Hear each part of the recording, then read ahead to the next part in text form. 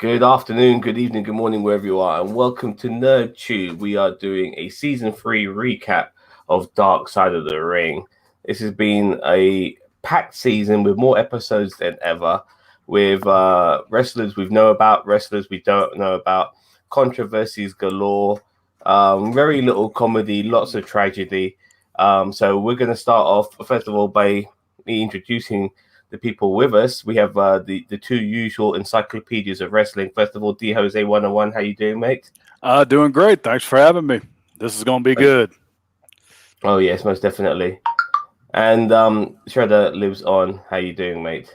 I'm doing great, Zam. This has been quite an interesting season of Dark Side. It's had some really low points, but otherwise it's been quite an entertaining ride the whole season so far. I'm looking forward to the next one. Yeah, most definitely. I'm already gagging for season 4. So first of all, before we continue, I just want to say that we are at 986 subs. We are 14 subs away. I can almost put them on both hands how many subs away we are, but we are 14 subs away from reaching that big magical 1K. So please make that happen for us, guys. Whoever's out there watching. But first of all, we're going to start talking about these episodes.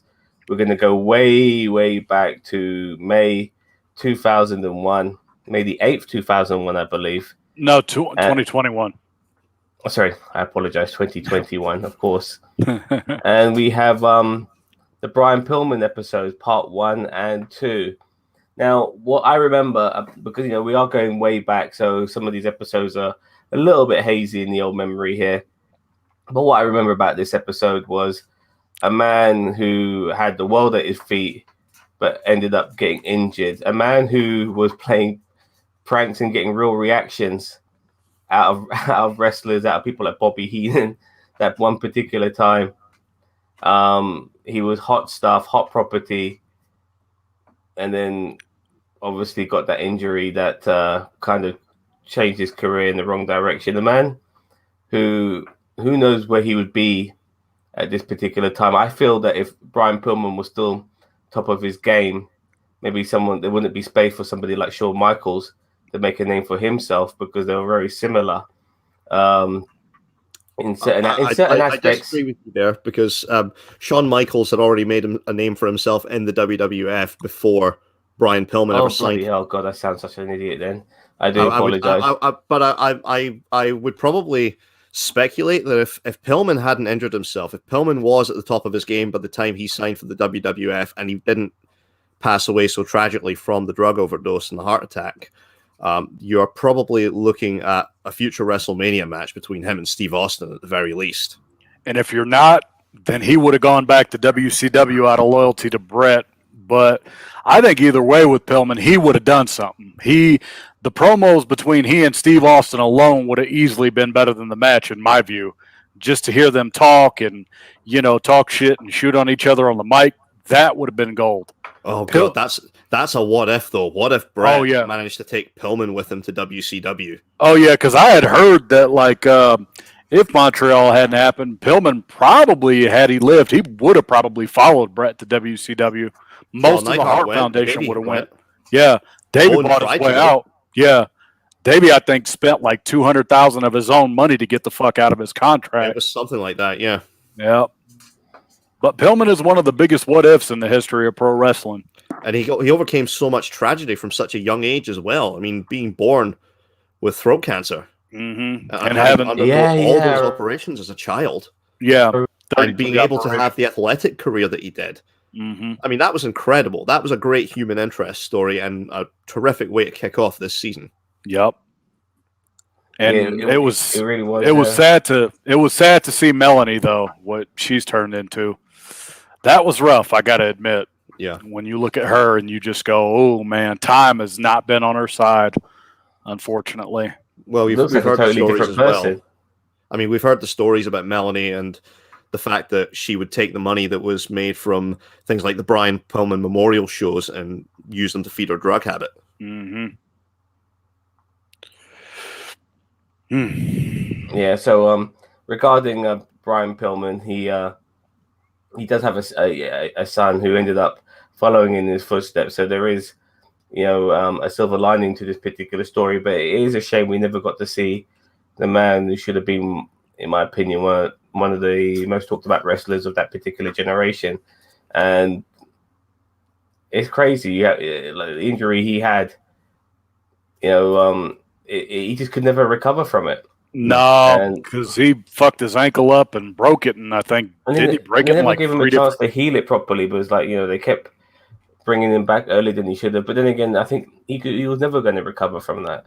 And one thing I want to point out, you could see it when you go back and you watch his press conference signing.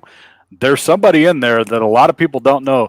D'Lo Brown was actually in that press conference signing thing as one of the front office guys, being posed as one of the front office people.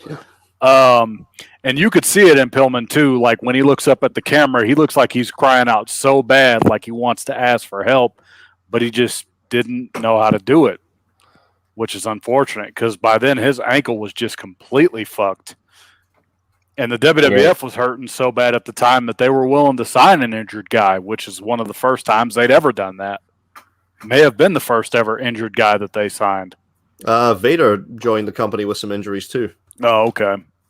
Yeah, but his injury was like next level, like he had no idea when he was ever going to wrestle again. And there he is, like trying to get himself over on a fucking crutch. Mm-hmm. What's so amazing about it is how he masterminded so much of his move to WWE, just to all for it to fall apart with that car crash. Mm-hmm. It's absolutely amazing when you think about it. It was there, everything was there. And the other tragedies in his life too. I mean, Jesus, listening to your ex-partner kill herself over the phone. Yeah, that's Christ. Yeah. Ugh. And to think, had Pillman lived, I think Marlena would have ended up turning on Goldust. That was what was supposed to happen, and they would have been a thing for a while. The thing is, though, what effect would the mental stress that everything Brian Pillman went through in his life, what would that have eventually taken on him? Yeah, his lifespan, I think, would have been shortened anyway, just brought on by all the shit that you go through in the wrestling business, because it's a pretty fucked up business. Yeah. Just the show Dark Side of the Ring, like, it can make some very good episodes when it goes into depth, like it did with the Benoit episode, 2 parts, most deservedly. Brian Pillman, without a doubt, also 2 parts. But there are a couple of other wrestlers, most notorious would be Ultimate Warrior, who definitely deserved a 2-parter as well, in my opinion. And to be given 1 part, it felt very unsatisfying, but we'll get to that in a second. Yep. But yeah, this show kicked off with 2 fantastic episodes, and they were back to back, weren't they? Yeah, they were. Excellent stuff. Okay, so that was Brian Pillman. How would you want to rate this episode? How would you rate it, Jose? I would say it's one of those you have to go out of your way to see. Like, this is a go out and go see it now episode on my ranking list. Like, Brian Pillman, you guys may know a lot of stuff about him if you followed his career. Brian, mate.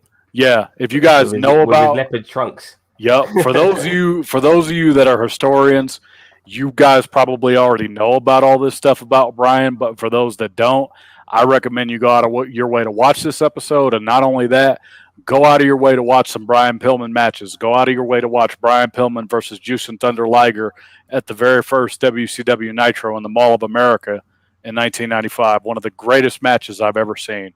Absolutely. Yeah. The Mall of America. Mm-hmm. Fair enough. I never heard of such a place. Yep. Is it actually like a shopping mall? Yep. Shopping mall. The wrestling match in that. Mm-hmm. They did it right there in the center of the mall where Luger actually made his WCW return. That's pretty cool. Yep.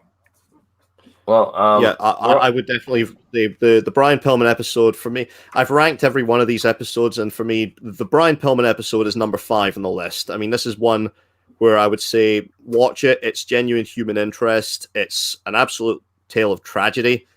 This is the kind of thing that Dark Side of the Ring was really made to kind of document. Mm-hmm. I would genuinely say go out your way and watch this one. It is for me, it's number 5 of the best episodes of the season. Yep. Yeah, without a doubt. It really kicked off season 3, with a bang, in my opinion. So, on to the next episode. Now, this is where I end up being fascinated by something I was not very familiar with, which was deathmatch wrestling. We had the ultra violence of Nick Gage. Now, I did like this episode because I wasn't familiar with deathmatch wrestling, but at the same time, I was appalled by deathmatch wrestling as well. I found it fascinating and appalling at the same time, seeing what these guys would do to get noticed, to get over. No, like wrestling skills. Fuck that. You know what I mean? And it's not just that, but okay, it's all good being somebody who wants to, have light tubes smashed over your head. At the same time, you've got to look after your opponent. And when I think of this episode, I just think of the absolute stupidity, towards David Arquette by Nick Gage, by trying to scar this guy when he should have been way more professional. What a fucking idiot, robbing banks, by taking off his mask as well. Tried to fucking had his moment in the sun on AEW, but overall, this guy's a fucking idiot. And he's got no talent at all. No, he's one of those dudes that just is a one and done. He's a flash in the pan. He'll never be anything big, and I don't see what people see in Nick Gage personally. I really don't get him. I'm one of those dudes that just don't get it at all. Like, it was kind of the same thing with New Jack, where I'm like, okay, New Jack, he came in, he had an awesome theme song, Natural Born Killers, by Dr. Dre and Ice Cube and shit. And other than that, New Jack was really nothing special. And you could say the same thing about Nick Gage. Nick Gage, he knows how to use weapons, and outside of the ring, he's just a fucking idiot, robbing banks and doing stupid shit. Fuck Nick Gage. This for me was the absolute worst episode of the season. This legitimized Nick Gage, or really, or even not so much legitimized him, but exposed him to a mainstream audience. Mm-hmm. This guy was basically doing jackass inside of a wrestling ring, and it should have just been left at that. It should have just been a couple hundred people on the internet who talk about him, a couple hundred people who go and see his, what I'm not even going to dignify them by calling it a wrestling show. They just go and watch him spill his blood everywhere and proving, he can't fucking work, a hammerlock, let alone, go on and have like an all-time classic wrestling match. And that was proved with his one and only appearance in AEW. Well, sorry, his 2 appearances. He showed up with MJF to announce the death match next week. Then he had the death match next week, and it was the most god-awful thing that they've put on their television. And it did. And let's not forget the spot with the pizza cutter, followed by an immediate pizza commercial. Which I don't know if you call that coincidence or ironic or whatever, but yeah. Serious goof by AEW. Way to piss off your sponsors. And of course, people on the internet saying, "Oh, this was great. This was great." Well, no, this is the way you turn off advertisers. This is the way you get sponsors to drop you. This is the way you get television networks mad at you because companies don't want to promote themselves on there anymore, particularly during your programming. Yep. And what was noticeable for me was how, as soon as that match was over, Nick Gage was over. I mean over as in over in the positive sense, like over. No, like over. Yeah, you're done. You're finished. All right, Nick Gage. Thank you very much. Now fuck off.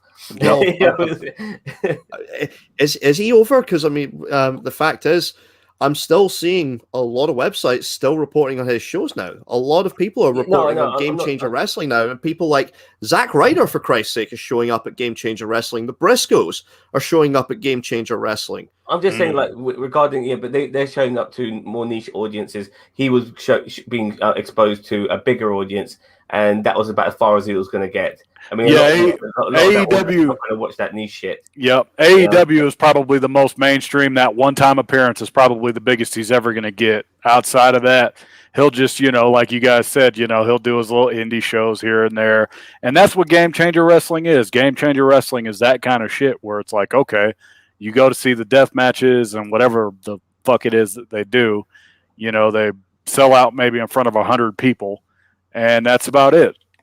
Doesn't really draw money. If New Jack was still alive, he'd be in fucking AEW. I guarantee it. Oh yeah.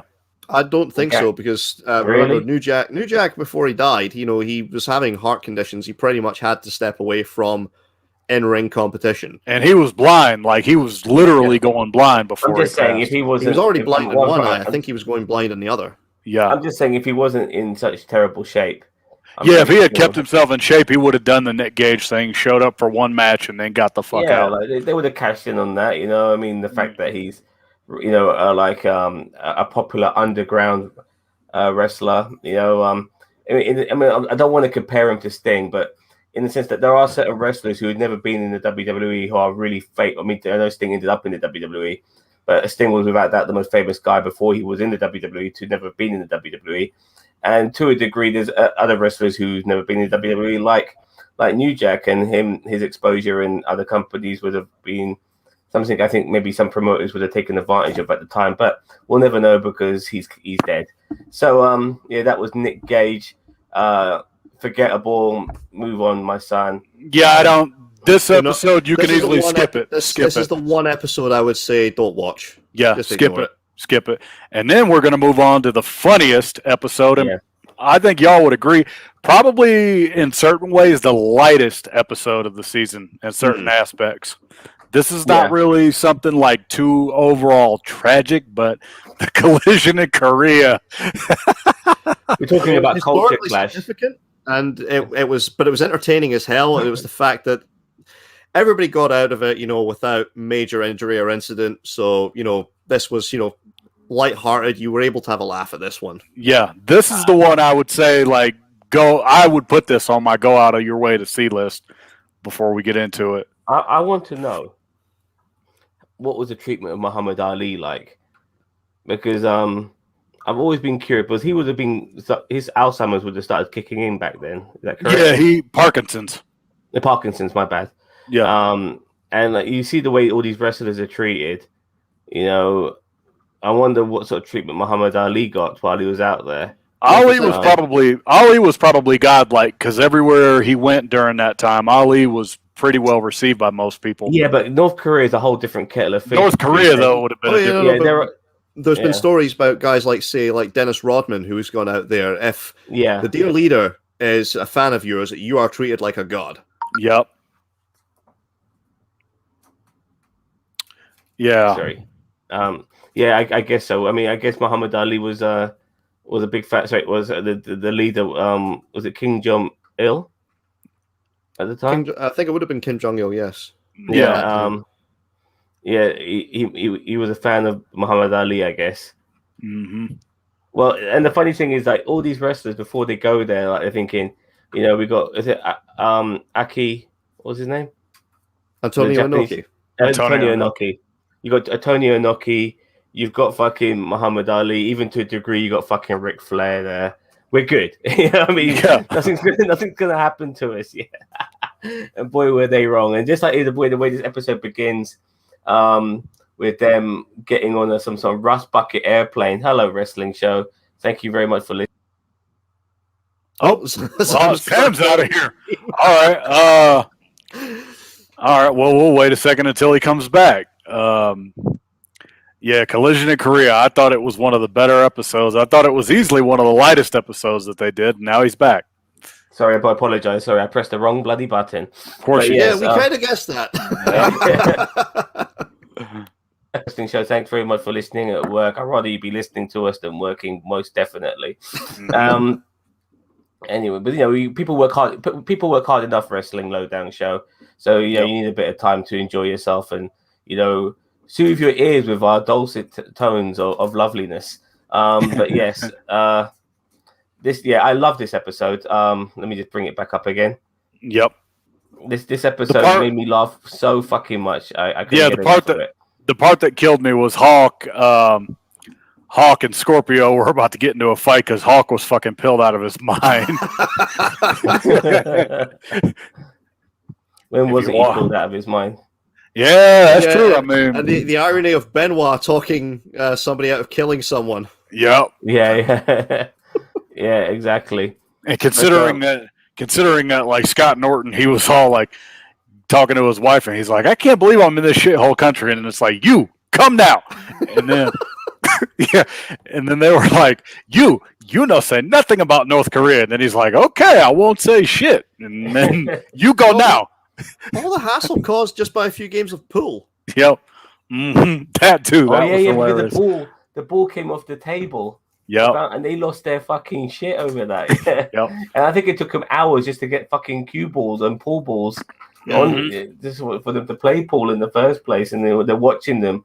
You know, but as far as they're concerned, all of these Americans are fucking spies or God knows whatever. Yeah. Yeah. You know, and you got someone like fucking Ric Flair probably who's so used to the limousine riding. I mean, he is his gimmick. You know what I mean? He wears those expensive suits. You know, he plays his gimmick well. He probably does stay in fancy hotels and all of that shit. And God knows what accommodation he's staying in North Korea and the treatment he's getting too. But he's probably get red carpet treatment everywhere he fucking goes. And all these other wrestlers as well, wondering what the fuck is going on. And then to still have an inner dispute. I mean, you would think that would bring everyone together, but to still have the Hawk and Too Cold shit on top of that, you know.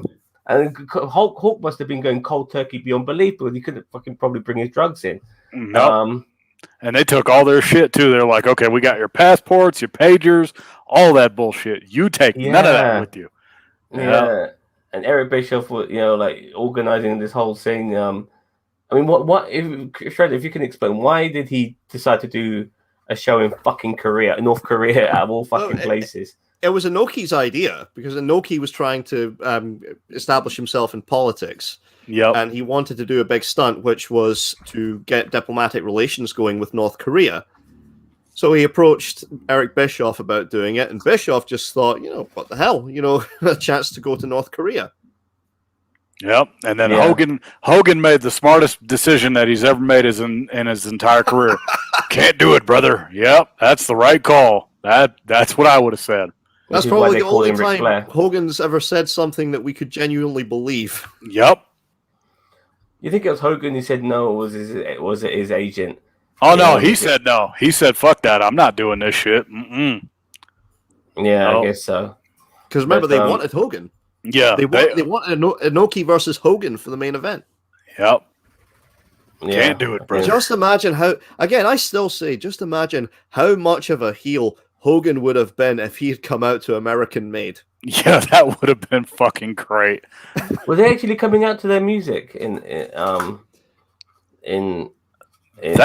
think they dubbed it over. I know on the videotapes they did that. I think they dubbed all their music. Yeah, I think they were having some issues with the sound.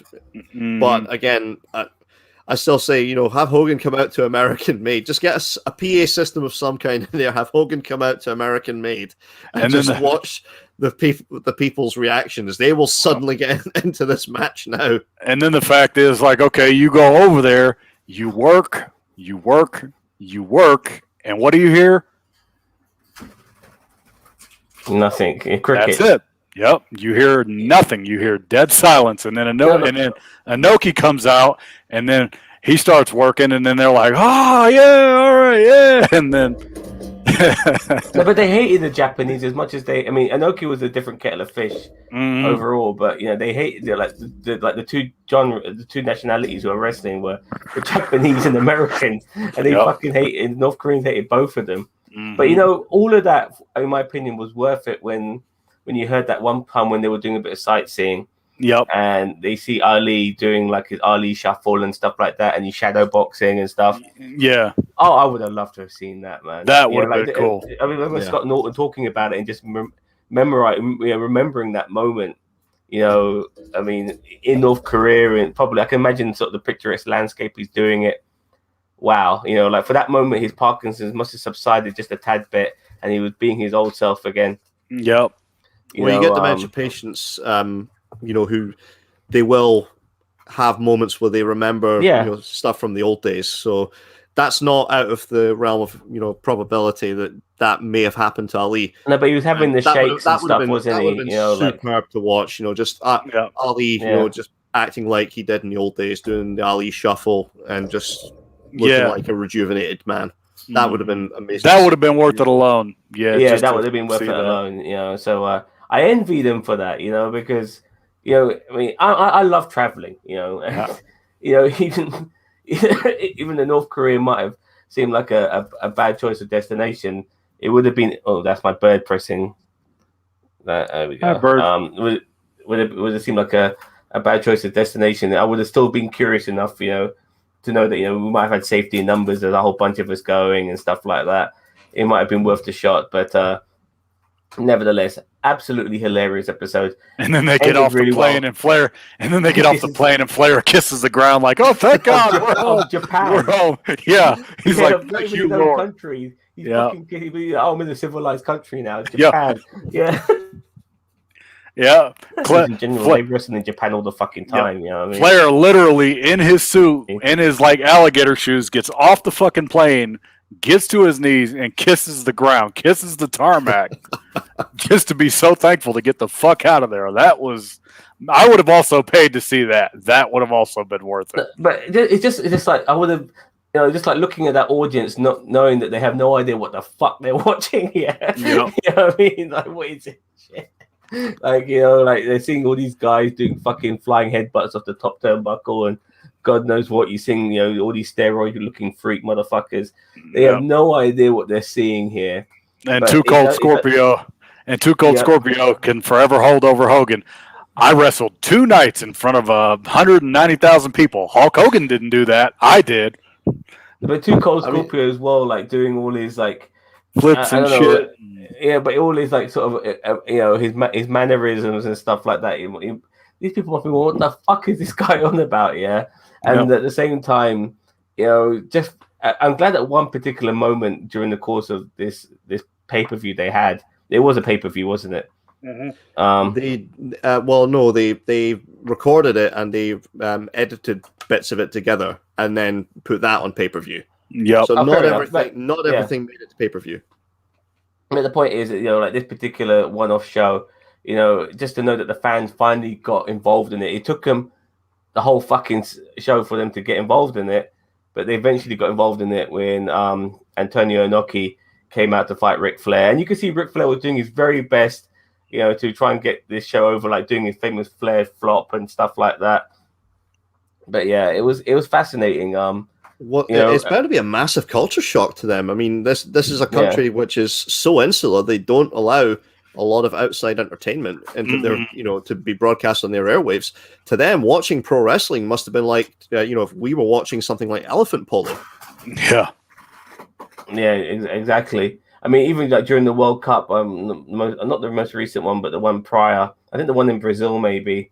Well, what do you call it? North Korea. They were in that World Cup, I believe, and I think they won one game, and so Kim Jong-un let them watch the matches, and then the following match, I think they played Brazil, and they lost 7-0 or something like that. Damn.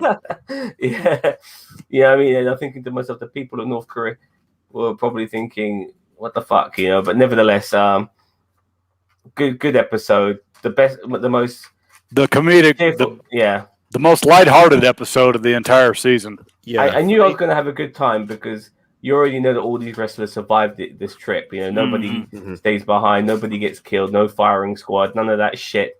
It's a moment in hell, but we all have these moments in our own lives where we get into situations, but we come out at the end of it and we can talk about it, laugh about it.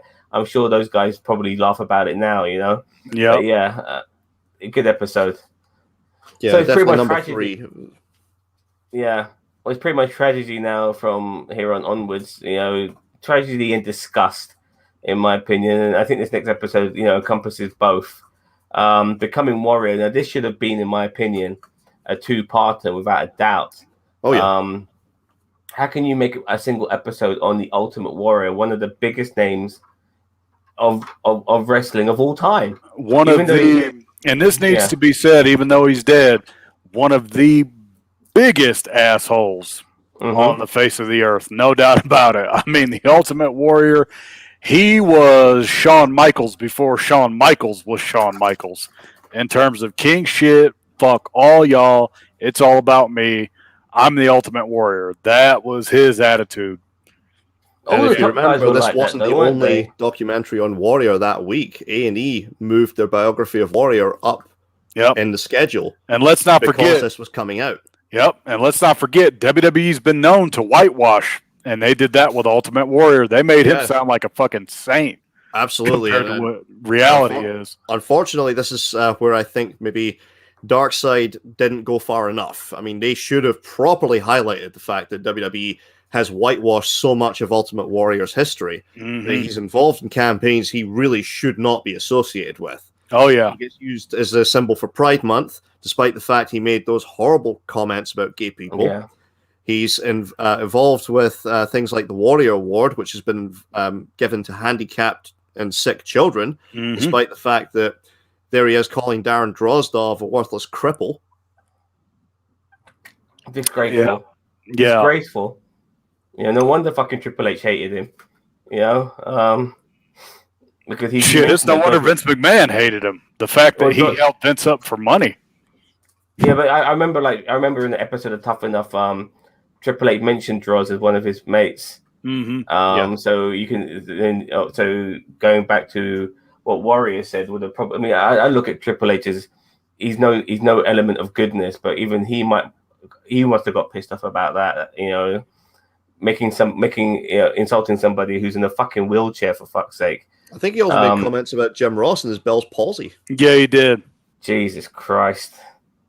Everyone loves Jim Ross as well, which is absolutely it's disgusting. And it's a shame because you know when you hear the stories about never meeting your heroes, and Jim Hellwig was a prime example of not wanting to meet your heroes. And it's funny that he's so unpopular. The comments he made, because his outfits, his look was very colorful, very rainbowish. You know, he's kind of homoerotica as well. The Ultimate Warrior to a degree. Well, in fairness, it was the 80s when he was at his peak. So it wasn't really looked upon as being gay. I mean, we look at things like, for example, Jean-Claude Van Damme movies of the 80s, and how homoerotic do those look? Yeah, you go back and you look now, and you're like, whoa, okay, yep. That ballet dancing aspect of his career, I guess, but he likes wearing those tight outfits, doesn't he? Yeah, you know what I mean, showing all these bulges. But yeah, for sure. But it's funny because some people, like wrestlers nowadays, would probably embrace that. And Warrior missing a trick, instead of going down this road, he went down that road and insulted the people who were his fans. It's just such a shame. Weirdest take in the business on Warrior, I still do not get the idolization of him. CM Punk. And what I mean is that CM Punk has mentioned before, when Warrior was going into the Hall of Fame, there was the rumor that Warrior was going to be inducted by Hogan. And, everybody had practically shit on the Warrior. Everybody who'd ever worked with him. Oh, yeah. And Punk was of the mindset, well, let me induct him. Yeah, I'd love to induct him. He and I are in common in many respects. Everybody's, a lot of people have shit on me in the business, But I think, well, you look at Punk and some of the stuff he's come out with. I mean, Punk is a supporter of, gay people. He's a supporter of handicapped children. Why the hell would he be worshiping somebody like Ultimate Warrior? A mark, any, just a simple mark. And it could be. It could be. It's just that thing of he's starstruck and whatnot. But that's what I don't understand either. Doesn't make sense. I mean, Punk is such a good dude. I mean, I don't know if you saw his promo on AEW recently, because John Moxley has legitimately gone into treatment for alcohol addiction. Get well, Mox. Yeah. And Punk, he cuts a promo on AEW, and he's saying he wants the people to chant for Moxley because he's damn proud of Moxley for going and getting help. Yep. And look, it's the hardest. It's that. Zam, go out your way and look for it. It's CM Punk, John Moxley. Go out and look for it, because CM Punk is a genuinely good dude. Cutting a promo saying "Get well soon, Moxley." Look, we've had our differences. We're not the best of friends, but he's done the hardest thing, which is going out and looking to get help. Mm-hmm. But and everybody should be damn proud of John Moxley for that. And hey, I'm not a fan of John Moxley as a wrestler, but get well soon. I mean, that that guy, really has done what a lot of people don't do, which is, he has gone out and said, "Look, I need help, I need treatment," and he's getting it done now. Mm-hmm. Yeah, somebody that has seen, as somebody that has lost my father due to alcoholism, I've seen it firsthand what it can do. It is fucked up. So yeah, I really hope Mox kicks this shit. When you see the people's faces, they're so haggard. You can they're shaking and stuff like that, and the life is withdrawn from their face. They've aged as well.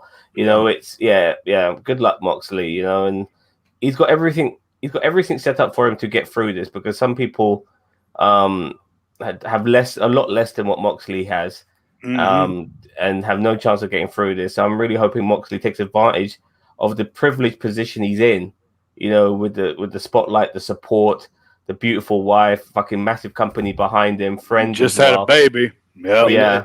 The company got behind him on this because it was Tony Khan that broke the news that Jon Moxley was going for alcohol treatment, and he only did it because Moxley gave him permission to do so. Yep. Fair enough. I think if Moxley hadn't said anything, this would probably been have kept quiet, like with Brody Lee. Yep. And I couldn't blame him for that, but he's come out and said, "Look, just tell people the truth. I'm going for alcohol. I'm going for treatment for alcohol issues." I'm just going back to Becoming Warrior. They never mentioned his match with Orlando Jordan, did they? I thought that would have been brought up. No, I don't think they did. No, I don't think they did. Nope. And it's funny because Orlando Jordan, I believe, is a gay wrestler. Yes, he's bisexual. But fair enough, and then you see some of the stuff Warrior came out with as well, which is absolutely crazy. Warrior was so gassed out and blown up and muscles torn through, coming back and working that match. He couldn't even do the splash. He couldn't even finish the match with a big splash. Yeah.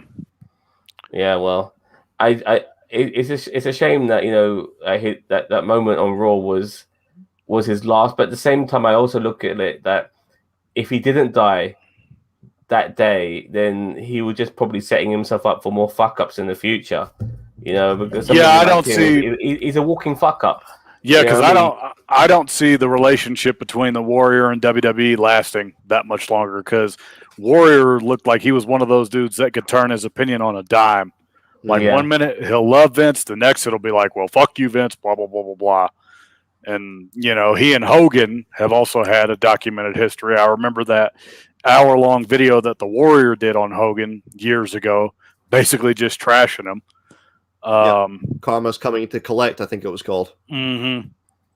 Yeah, Warrior, he was not one of the nicest people. And I don't see why we celebrate Warrior the way we do. Doesn't make sense to me. Him being who he is kind of ruined Jake the Snake Roberts' push as well. Because he was warranted that, in my opinion at the time, a title run, or maybe at least acting like he's fighting for the title and stop being a mid-carder. But because that was all associated with the Warrior, and once Warrior was chucked out, Jake the Snake Roberts never got a chance to achieve what he was supposed to achieve as a wrestler.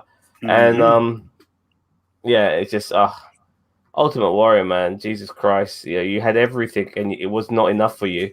Nope. It's ridiculous. Anyway, on to one of, in my opinion, arguably the most disturbing episode of the season, in the shadow of Grizzly Smith. Now, this was dark. This is one that I would say, if you have the heart, watch it once. No more than that. If you have been affected in any way by severe childhood trauma, sexual abuse, you need to skip this one. Yeah, you need to skip it. This is not for the weak at heart, and I mean that literally. Like, if you don't have the heart for this, I don't blame you. Skip it entirely, because this episode, this one, it fucked me up when I watched it, because it was a pretty powerful and dark episode.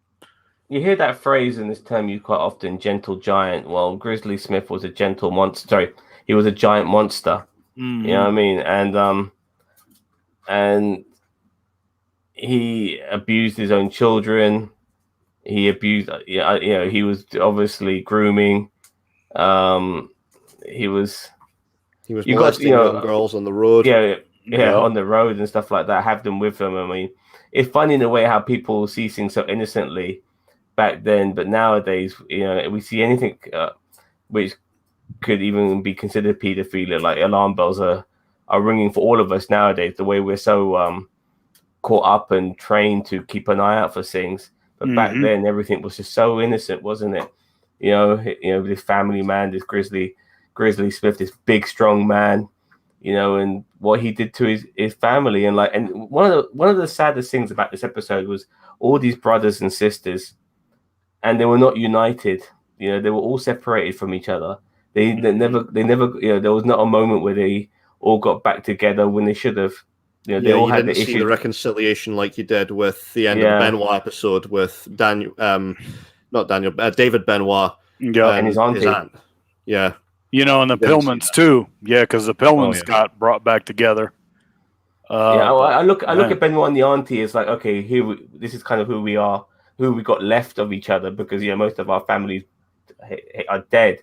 But regarding this, like they're brother and sisters, and they've all gone through a lot of shit, and you would have thought that this sort of stuff would have brought them together eventually, especially now they've opened up to the world to it, and it didn't. There was a moment in court, and by the way, I think one of their sisters got murdered, I believe. Yeah. Can you went up and missing, I believe, and they've never found her to this day. I want to say that's what it was, and then they ruled her out as murdered. She was a large woman as well. Yeah. She married an older man. She was living in a trailer park with a baby. She was kidnapped, it's believed, by his ex-wife. The baby was left screaming, and they found enough blood in the car to indicate she was dead. But they never ever recovered the remains, and she went to prison for. She did go to prison for, I believe it was kidnapping, but they never were able to convict her properly for murder because they could never truly recover the body. Did they have any idea what happened to the remains? They think she destroyed them in a crematorium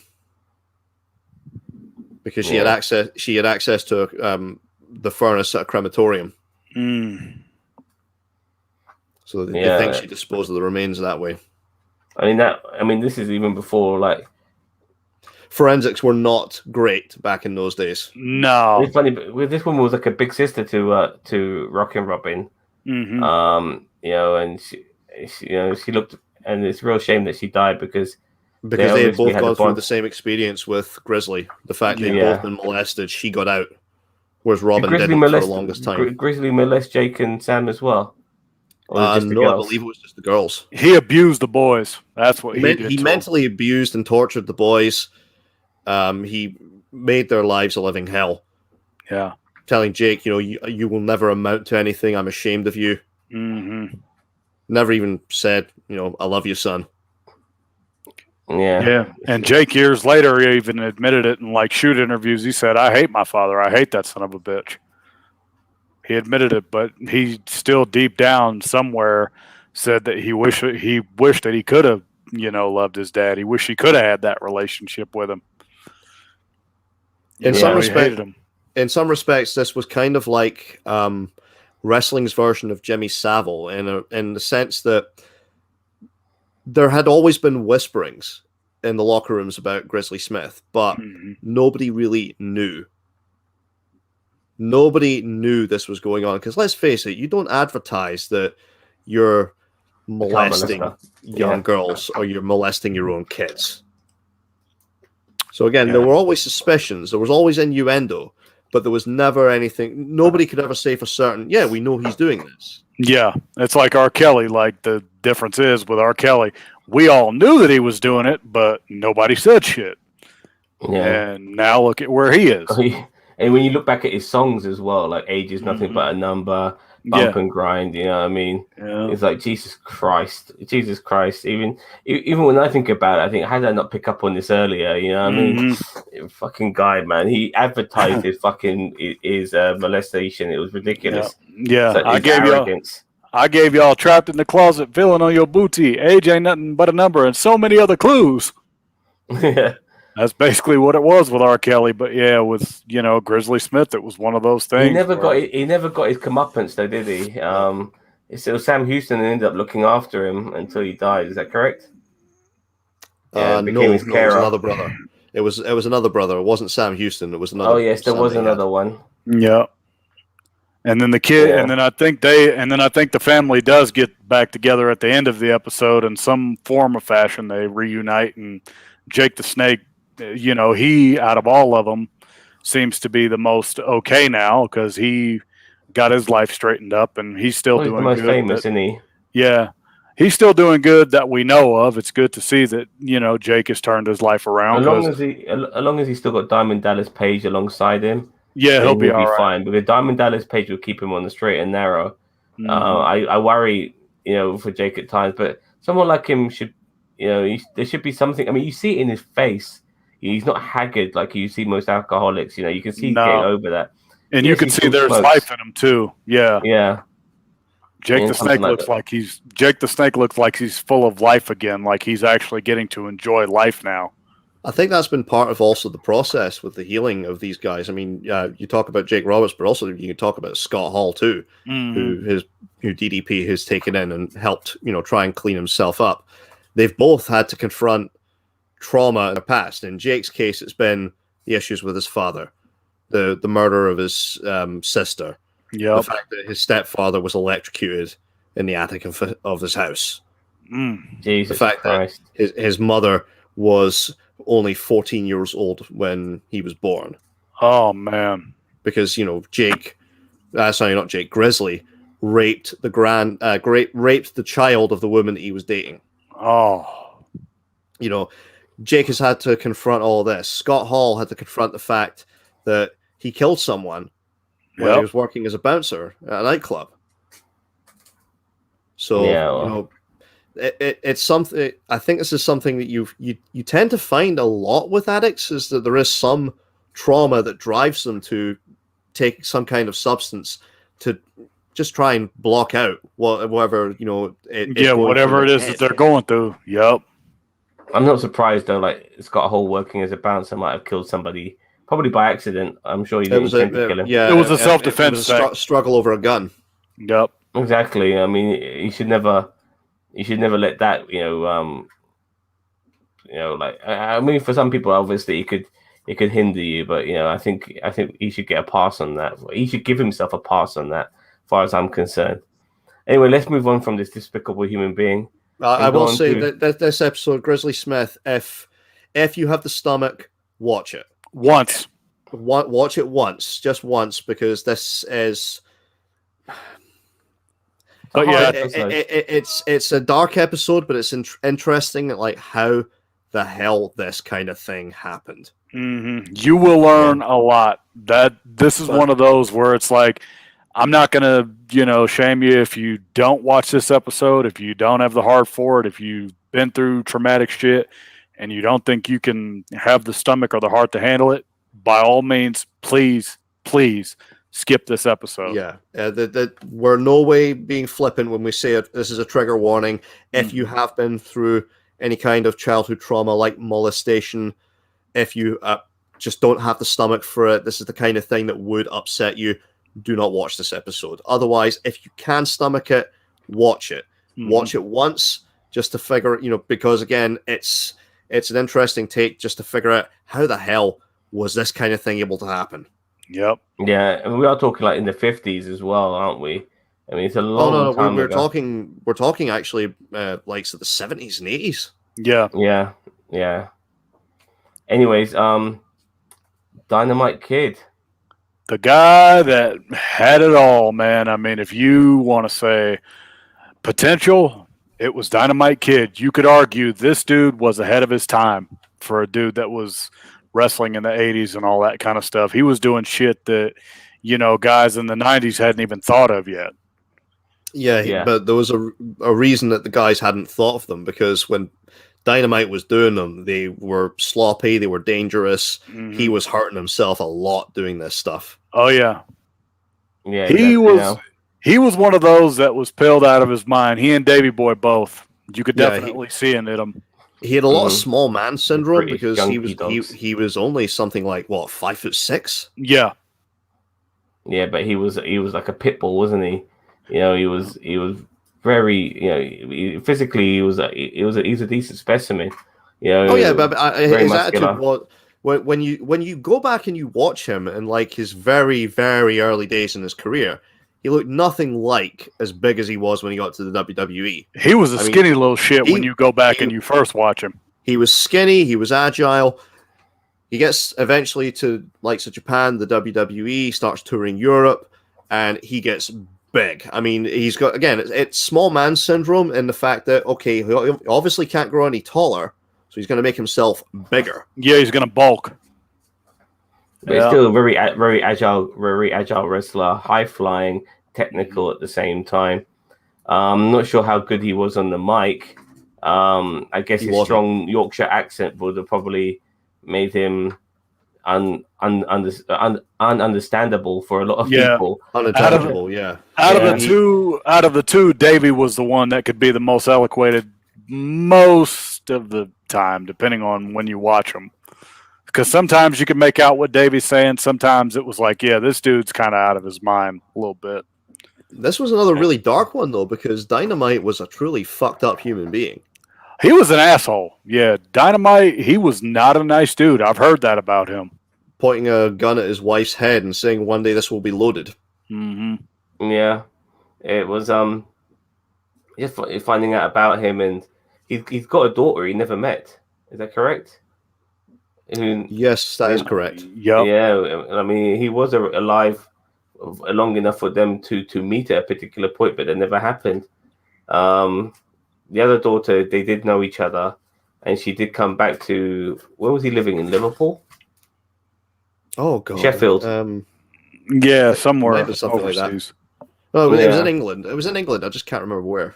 It's just crazy thinking about when you see this man, this frail man in a wheelchair, and what he's done with his life, like where he's been in his life, and you see what's left of him. And where he's living now, I think, how is this possible? How did somebody from there ended up here? And you hear all the stories. I mean, in other episodes, you hear stories like of, I forgot what episode it was, like of Dynamite Kid having an injection in his fucking ass before he goes out to wrestle. Like he's got a needle stuck in his backside. I forgot what episode that was. But I think it might have been this one. Yeah, it might have been this one. Oh, but they told other stories, I think, in this one too. Like, for example, him giving Davey Boy a syringe full of milk. Yeah, I heard them two didn't like each other because obviously Davey Boy was a very conniving motherfucker, and like the fact that these two guys were like being friends for years, they tagged with each other and stuff, but still Davey Boy wouldn't like withheld the rights of the British Bulldog name. So Dynamite Kid, related, weren't they? They were cousins. Yeah, they were cousins. And then I don't know if they covered the story, but the story of the Kurt Hennig fucking with the Rougeau shit, and then they did cover the story of the punch. Yeah. Yep. Mm-hmm. Yeah, and then the Rougeaus. We're gonna fight. Jacques Rougeau. Yep. Yeah, that's what I was trying to remember. Four of his teeth. Yep. Yeah, with a fistful of quarters. And Dynamite never left his feet. Yeah. And like, he wanted to get revenge on him. I felt so happy for Jacques. I really did, because Jacques, throughout this series, this season, he's come across very likable. Mm-hmm. I remember him talking about Dina Bravo last season as well, and just something very endearing about Jacques Rougeau. He seems like a decent guy, so I'm very happy for him. That he got one back on. I still advise, if you want to hear about the Rougeau fight story, look up the retelling of it by Raymond Rougeau. Yep. Okay. Well, go explain. Sorry? Can you summarize a little bit the retelling? Oh, yeah. Raymond Rougeau went into great detail about what had happened, about the fact that he was the one that was teaching Jacques to throw a punch in order to give the receipt, because it was either going to have to be Raymond or it was going to have to be Jacques. Raymond wasn't really in any fit shape to do it because he was suffering from a knee injury at the time. So obviously you don't want to go into a fight as a one-legged man. Yep. Yeah, okay. So he was the one that he was teaching Jacques how to throw a punch because Jacques was not a fighter. Raymond was the one you didn't want to screw with. Yep. And then Bret Hart, I remember he told the story on one of their 24/7 shows, and I think he said that Pat was the one that kind of confirmed all this stuff where the Bulldogs were about to go eat and they were going to go hang out with Pat or whatever, and then they go into the cafeteria and then wham, and then there it was. The sucker punch happened, and then they started fighting, and I think the Rougeaus, I don't remember if they got let go after that, or one of them I think might have got suspended or let go. No. The Rougeaus were happened. both kept on. Oh, okay. But the And then Bulldogs, became the Bulldogs Mountie quit eventually. shortly afterwards. Yeah, because the Bulldogs, they I think didn't stay in the WWF that much longer after Jack this. became the they Mountie, were- and Raymond became a bloody became a backstage Commentator. guy. Yeah. Yeah, Raymond left and So- became a French language commentator. which is good for him actually. Less bumps. So, but yeah, it was a sad episode when you saw him on his last leg, so frail, like like totally looks like just a regular dude, But when they told all Is the it- stories about what he did to people, you kind of wondered, well, was this karma? Yeah, Karma's a motherfucker, man. Yep, and ended up in for a wheelchair, man. him to I pass mean- away, and for him to pass away on his 60th birthday, damn. Yeah, he Yeah, died the I day never he knew that, turned actually. 60. Yep. That's crazy. Yeah. Anyway, this was the final episode of the first half of season 3. Like season 3 was split into 2 halves, and then we would have to wait a few months until Darkseid came back. It's funny, like June to September doesn't seem that long, but it felt like forever. It felt like It another did. life ago. Yeah. Yeah, it did. And then boom, next you know, we're back. And this next episode was an episode I thought would be very similar to Collision in Korea. We'll be hearing all these stories, and that's the plane ride from hell, but it ended up being a lot worse. Now, I do recall some of the information regarding Plane Ride from Hell when it was an actual news story back in the day, and you heard about fights between certain wrestlers in the skies, like Mr. Perfect and Brock Lesnar and all of that. So I was expecting some laughs and some jokes, but unfortunately, it ended up being We quite got a to funny see episode. Yeah, we got to see 2 pieces of shit. Basically, we got the human element to this story at long last. This was no longer just laughed off as, oh, it was just boys being boys. yeah, you can't Yeah. laugh at this one anymore. This is one of those Yeah. where it was like shit got real. Yeah, shit got real. So in this episode, basically how it begins is that the WWE are doing a European tour. It culminates with a pay-per-view in the United Kingdom. WWE are flying high at the moment. Everything they're doing, they're printing money with what they're doing. Mm-hmm. And now they're coming back to America from London on a private jet. And all the wrestlers are on there. All these massive amounts of beef. Yeah. These hulking masses of motherfucking beef are on this private jet. And unfortunately for them, they get stranded in London for another 7 hours, which is a fucking long time. Mm-hmm. I mean, that's long enough to be getting. If you had stayed on a plane for that long, you should be either you should get off the plane, as far as I'm concerned. Is Anyway, it confirmed whether Vince was there or not? I've heard conflicting stories about Vince being on that plane. I think he's on that plane. Yeah, What do you think, Coach Trevor? had mentioned the fact. Well, Coach had Jonathan Coachman was all over Twitter saying Vince wasn't there. Okay, But yeah. There's been so many stories about the fact that Michael Hayes nearly pissed on Linda McMahon. Holy shit! Yeah, he did. He stood up, and was trying to unzip his pants right in front of Linda McMahon because he, thought he'd actually made it to the bathroom. And he sees Linda McMahon. There's the toilet. And Jim Ross had told the story of the fact that Vince was there. So I'm going to go with Jim Ross in this one, and that Vince McMahon was on that flight. Yep, and Vince was just sauce, just like almost everybody else. And then it started with Kurt trying to fuck with Brock by putting shaving cream on his head. And then that's what ensued the wrestling match on the fucking plane. Where they went into the emergency exit door. Almost took the shit out. Yeah. That would have been tragic. This is the thing, like with the boys being boys bollock, because look, these motherfuckers, they've been all over Europe. They've had a long fucking, just give it a break. You know what I mean? Just give it a fucking break. We've been stuck in London for another 7 hours. We're trying to go back home. This is the last thing we fucking need. More bullshit. You're fucking grown-ass men. Just hold your shit down. You know what I mean? It's absolutely ridiculous when you think about it. The fact that, that you can't even sleep on an aeroplane without somebody fucking with you. And what was the name of that referee who was on this episode? Was it Kyoto? I don't know if it was Mike Kyoto. Yeah, it was. Mike Kyoto. And how he would have to set himself up in a particular way. Like he would wear sunglasses, wear a hat. Have you seen that movie, The Professional, also known as Leon? Where he would, before he would go to bed, he'd dress up like he was in his assassin uniform and sit in a chair like this and have his sunglasses on and his hat on. So if somebody walks in, he looks like he's not sleeping, like he's ready, but really that's how he sleeps. He sleeps like he's awake, so that's what Kyoto was doing. So he wouldn't be attacked. It's absolutely ridiculous. You're supposed, these are your workmates. And it's unfathomable to think how fucking gnarly they are that they would do something. Where the fact you that can't trust them. The fact that they spent during the majority of that time liquored the fuck up with all those carts on that plane. That's like, that right Three there carts. that right there is recipe for disaster itself. Not to mention the kid trying to cut fucking Michael Hayes' hair on the goddamn plane. He managed to cut the ponytail off and he put it on the wall at TV. Yeah. Yeah, I said, by the way, I mean, we're going to get to that wrestling lowdown show, but I did say that this would blow over regarding Ric Flair. Yeah. Seems like Rick didn't get affected much with the episode. Now it's old news, but Tommy is still getting treated bad.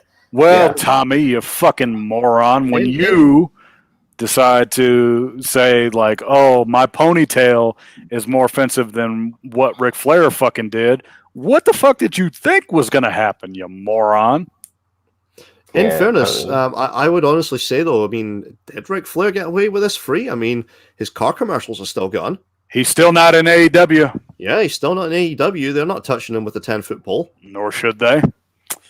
Yeah. Well, I just feel like more focus has been on Tommy Dreamer than there has been on Ric Flair since this revelation came out. I think that's probably because, obviously Ric Flair's car adverts were pulled pretty much immediately, but Tommy Dreamer was actively employed by a pro wrestling company. He was an agent for AEW, not AEW, Impact. Impact. He was an agent for Impact. Yep, and they had to take him off the Impact tour, whatever the fuck they were doing, and the radio show busted open. They were like, "Yeah, dude, you're gone," and we can't use you recently anymore. Came back. Yeah, so Tommy had to be gone for a while. Tommy was gone for a couple months.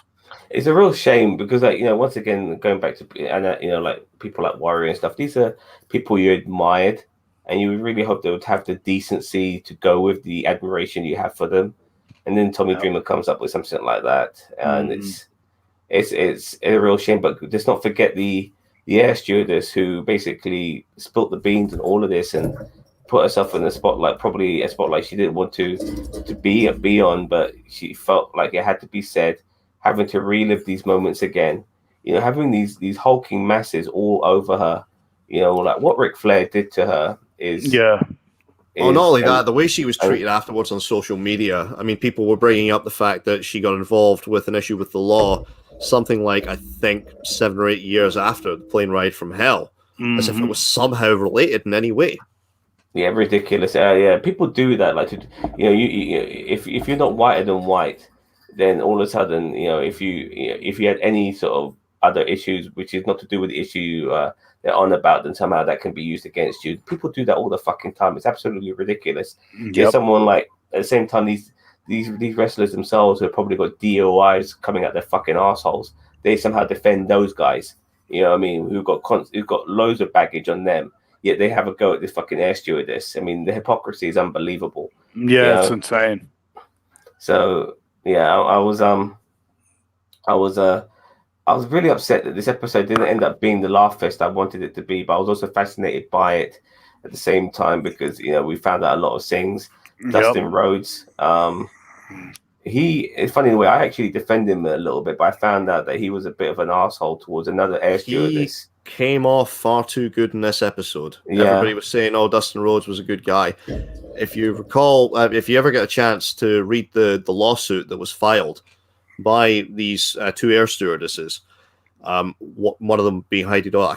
I honestly, unfortunately, can't remember the name of the other one off the top of my head, but the other one, he was making gestures to her. He was talking about how we're going to have sex.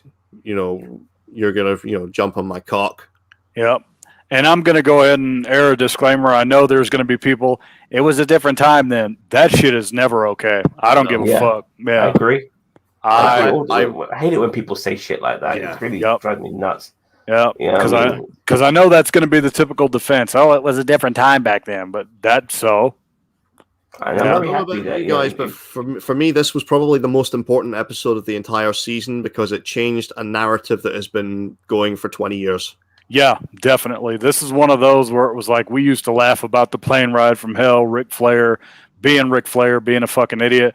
Now I look at Ric Flair in a completely different light. I hope to God that AEW never fucking touches him. Tommy Dreamer, mind your fucking P's and Q's, man, next time you decide to speak.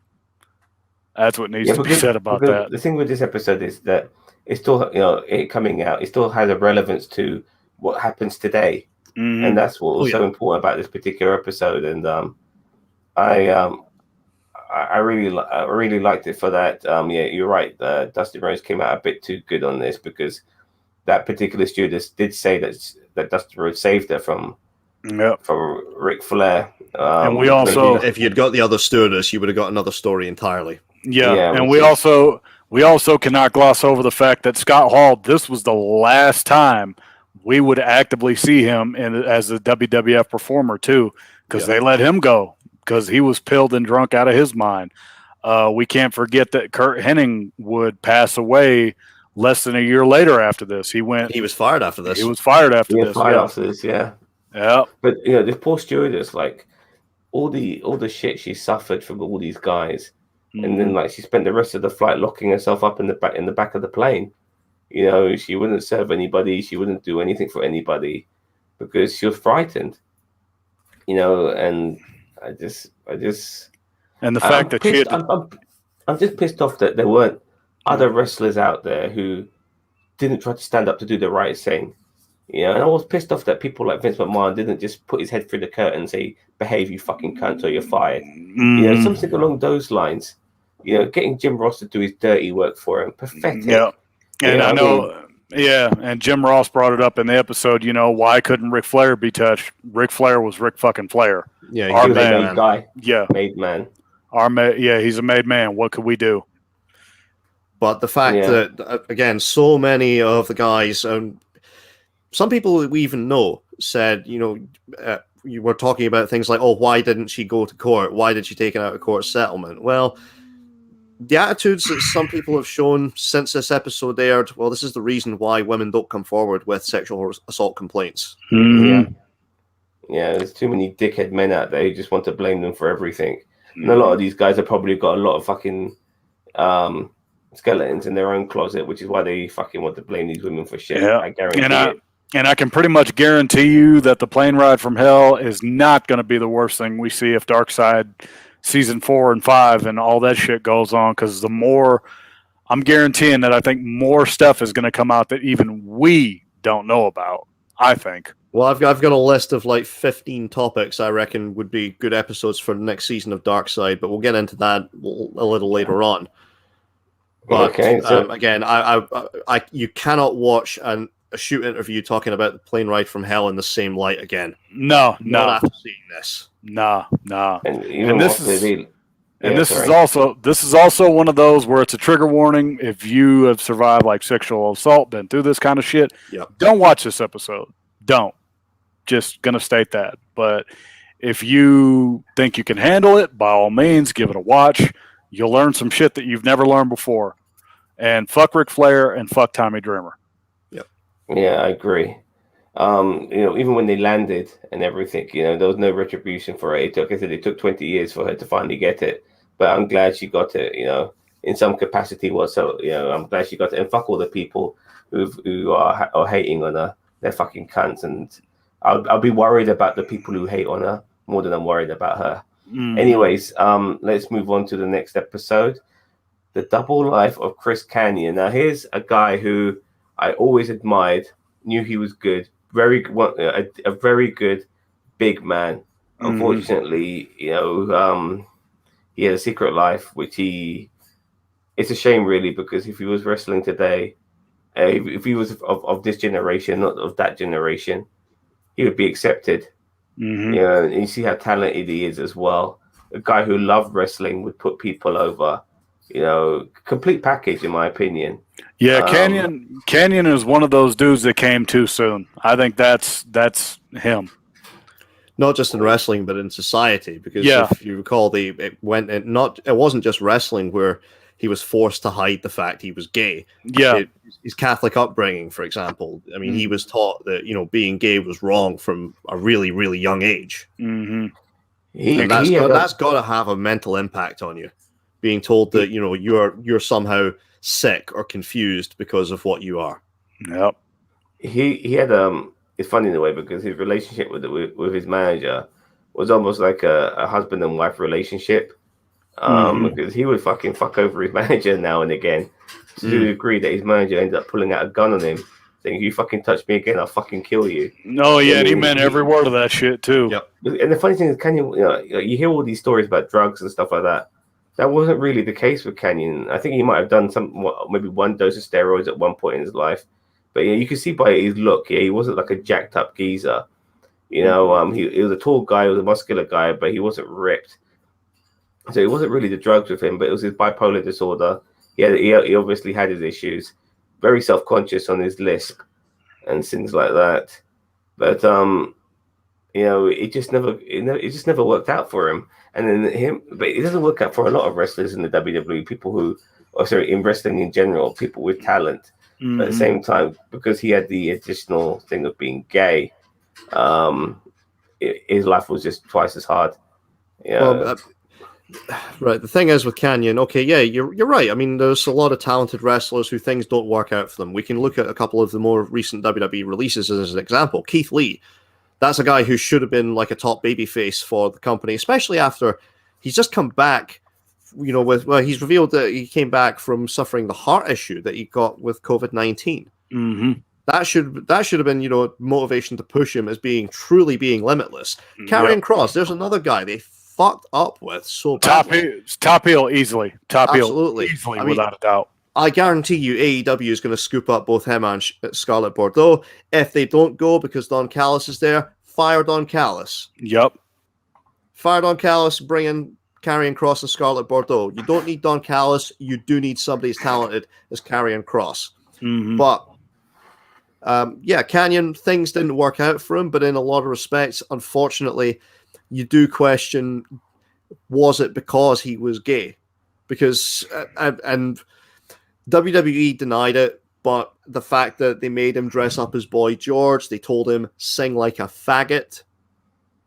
So he's going out saying, do you really want to hurt me? So he's exaggerating the lisp tenfold. Yep, and the fact that Ric Flair and the fact that John Cena, the fact Cena that Ric Flair both buried him. Yeah, literally. On the Howard Stern show. Yeah, literally, and he couldn't retort. John Cena was like, "You have to be entertaining," and Kanyon wasn't good. How Cena, the fuck do you know that? The company line. Flair, it just felt like it was malicious. Yeah, Flair, and here's the thing: Kanyon idolized Flair, and for Flair to just outright bury him, he buried him so high, you think God himself crapped on him. It was that kind of burial. And it was just man, my respect for both of them went down immediately. For Flair, it went down further when he said the shit that he said. But for Cena, it was just wow. For you guys to bury Kanyon the way you did, that was just not cool. And even for the segment with The Undertaker in 2003 with the Boy George thing with those chair shots, it was okay. I was wondering, I'm did they have a vendetta against Kanyon for some reason? But I don't know. Well, again, that's why I questioned the fact dude. That's his event. That's the vendetta. Who stooged him off? They must have known he was gay. If they tell had him, to have known. If they dress him up like Boy George, they tell you, sing like a faggot. We're never going to know the insider's name, though. I don't think we will. No. I don't think anybody's going to be brave enough to come forward on that one. Nope. It's a shame that the guy died at 40 years old. 40 years old. That's young. He's fucking 40. I'm 4 years older than the guy, and he's dead. It's like, what the hell, man? Like so many of these wrestlers, like we're like only halfway through this list pretty much, and you know there's a couple of people ahead of us, but there's so many people behind us who are dead. You know what I mean? In this industry that's supposed to entertain us, and these guys are dead. You know, and it's fucking too much sometimes. You know. So, yeah. This also the thing is though, this also aired shortly after the suicide of Daphne. And I think between the suicide of Daphne and this, we finally started to have a proper conversation. Well, we at least did on the channel. Yeah. But I think more wrestling fans are starting to have proper conversations now about mental well-being of the performers. Yeah. I think what needs to happen for all wrestling companies in general, they need to hire mental health experts to check on them after shows, because I know they did that for the Benoit thing when that happened. They had a psychologist go to every show for like a few months because it was a pretty dark place for a while. And they had mental health counseling available after the suicide of Daphne as well. Well, WWE did, I should say. I think AEW also did. Yeah, that's something that I think needs to be more picked up, is that there needs to be like, hey, how you doing? You okay? You doing all right? You know, how are you up here? How are you physically? Are you okay? I'd like to see more of that happen in the business because I don't think it's being done enough. It's a good start, but we still have a long way to go. Especially when you're talking about an industry like professional wrestling where there are a lot of head injuries. You don't even need a chair shot. No, just you can just fall backwards, not tuck your head in. Your head bounces right off the canvas. It's still gonna hurt.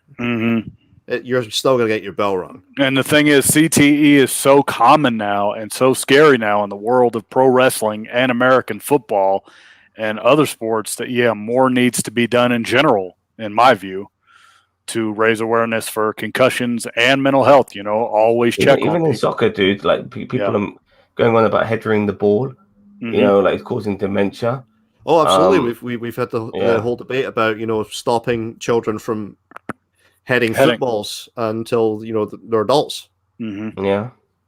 Because remember, your brain is still forming, your skull. Yeah, there's only so much you can take. There's only so much you could take right here in your frontal lobe before it, just like Bobby Black said, with the Benoit episode, you have to be really careful with your frontal lobe, because if you hurt your frontal lobe, it's going to do damage to your brain ultimately. So you have to really be careful with every move that you make.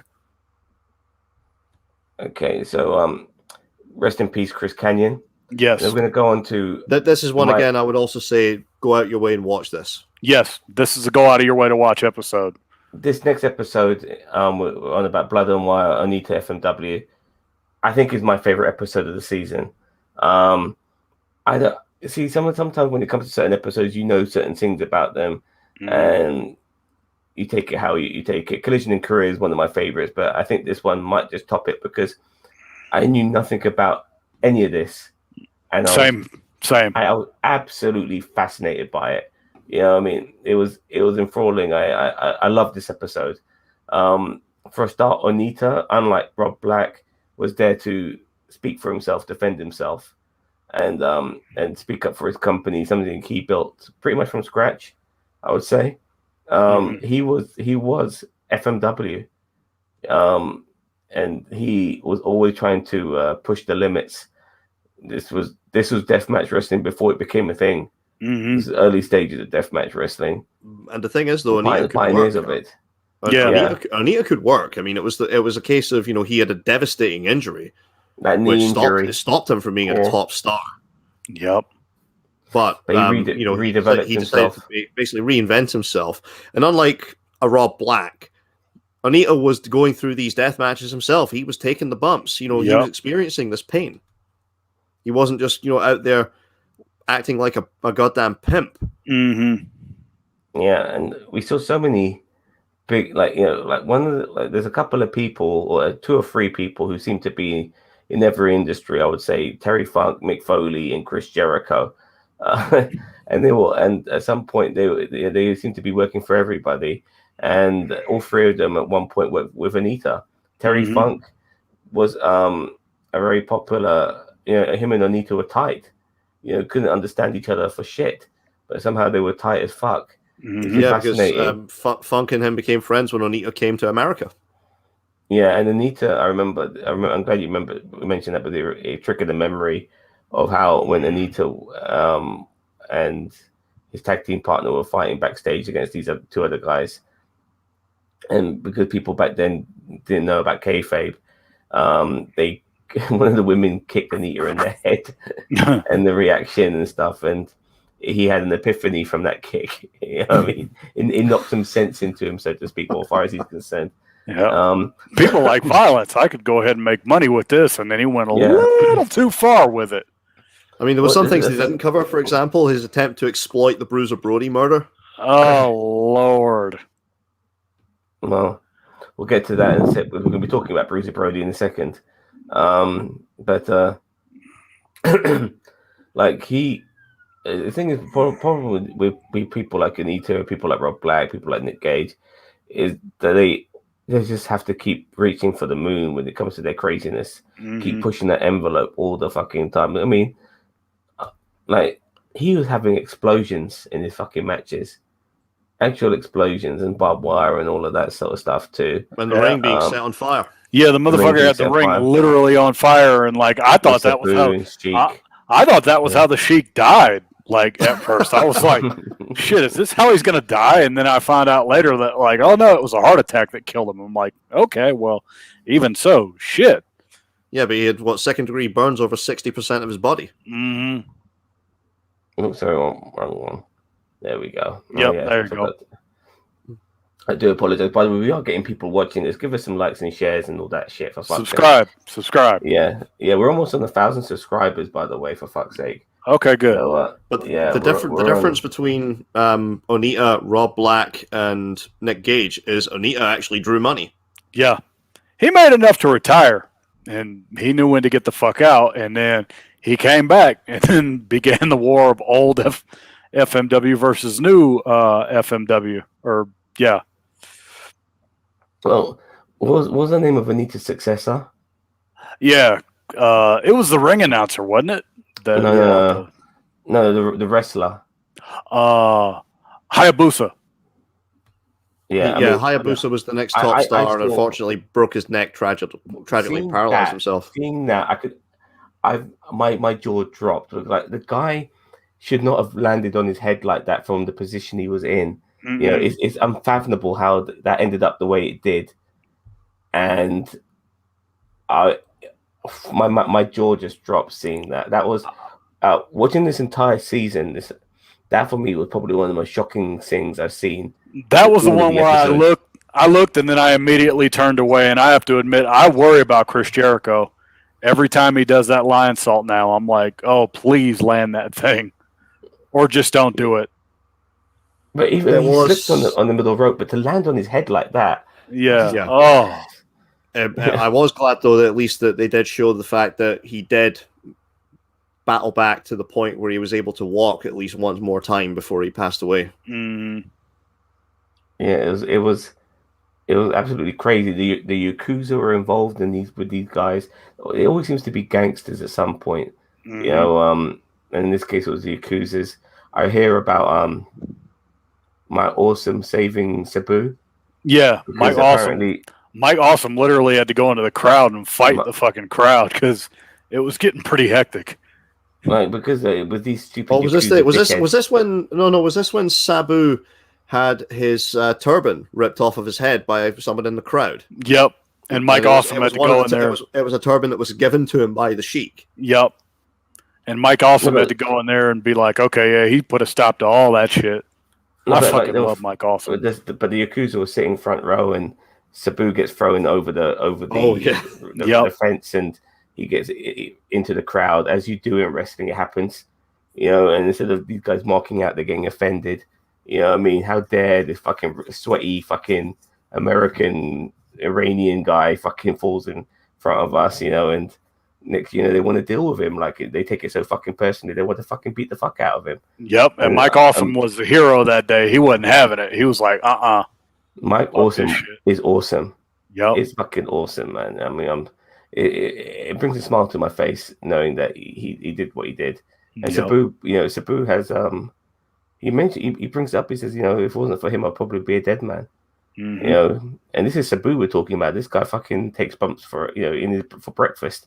Well, this is the guy who sliced open his arm on a piece of barbed wire and taped the damn thing up. Yeah, he super glued himself too. He's done that too. Yeah, Sabu is the only motherfucker I know to super glue his own goddamn arm by himself to do that kind of shit. Or his attempt to super glue his mouth shut. Oh, Sabu.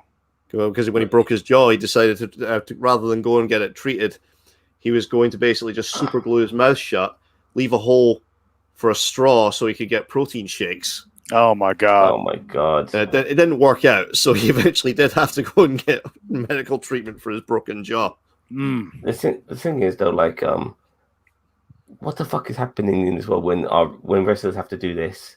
Mm-hmm. I mean, they shouldn't be doing this. Well, remember, in America, there's no health insurance. Yeah, I know. No, they don't get shit here. They don't even get Social Security here. That's what sucks. Amazing how wrestling could be such a prominent thing, considering there's no fucking health insurance. Yep. It boggles my mind. This is kind of related, but like I remember when Roddy Piper, before he died, he knew, he was like, "Here's the thing: I can't take out my pension and Social Security until I'm 65. I'm not gonna make 65," and he knew it too. He knew he wasn't gonna make it. And that's a sad reality for a lot of these guys. Or look at somebody like Steve Williams. I mean, Steve Williams did everything right. I mean, he saved and invested his money. And unfortunately, lost it all due to his medical bills. Mm-hmm. Yeah, the wrestling business is a fucked up business. I mean, the guys within the office get taken care of. The guys and girls within the corporate side of it get taken care of, but the wrestlers don't get shit. I mean, your bread and butter. Yep. It's ridiculous. I mean, there were a couple of things that this episode did miss out. I mean, again, Onita trying to exploit the murder of Bruiser Brody for an angle with Jose Gonzalez. That was one. I can't remember if Onita was involved when ECW had a partnership with FMW for a brief period. Yeah, I don't remember that either. I want to say the Onita thing, didn't that win like a worse promotional tactic or something, trying to exploit the death of Bruiser Brody? I believe it did, yes. Okay. But Anita's like a successor ended up getting murdered, didn't he? Yeah. No, he hung himself. No, he killed himself. Yeah, he hung him. Yeah, he killed so much money to the Yakuza. Yeah. And the Yakuza came in and literally took over their fucking house. And they were like, this is ours now. And the funny thing is, like, there was a moment in that interview where he just sparks up a cigarette and all of that. And Onita knew. There was something about his body language and all of that moment that just seemed like, okay, why this guy seems to be deflecting, dodging, sheltering, hiding, because his whole demeanor just changed with that lighting of the cigarette. And I thought, well, there's something not right about all of this. Yeah. You pick up on these things, you know what I mean? Because he talks about all these other things and he stays the same. This particular incident, he changes. You know?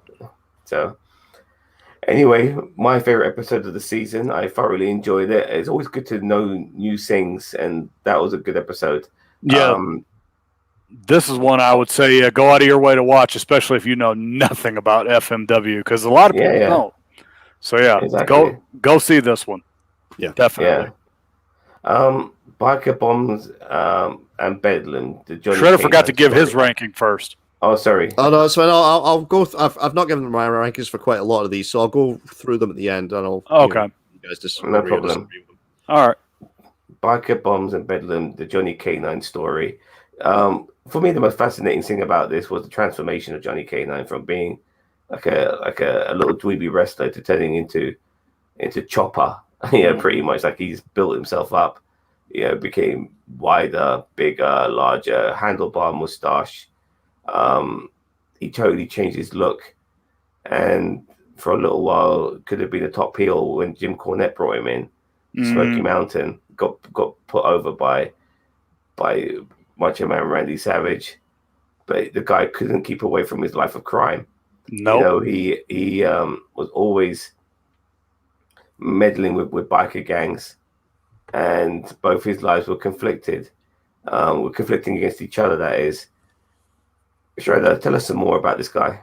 Oh yeah, I mean, this was a very, very interesting story. Johnny K-9, well, initially, he was Johnny K-9, I believe, in the WWF when he was working as a jobber. He then does a few shows around the United States, a few independent dates. Jim Cornette spots him and names him Bruiser Bedlam because he's got this crazy, unique look. He looks like an old-time carnival weightlifter.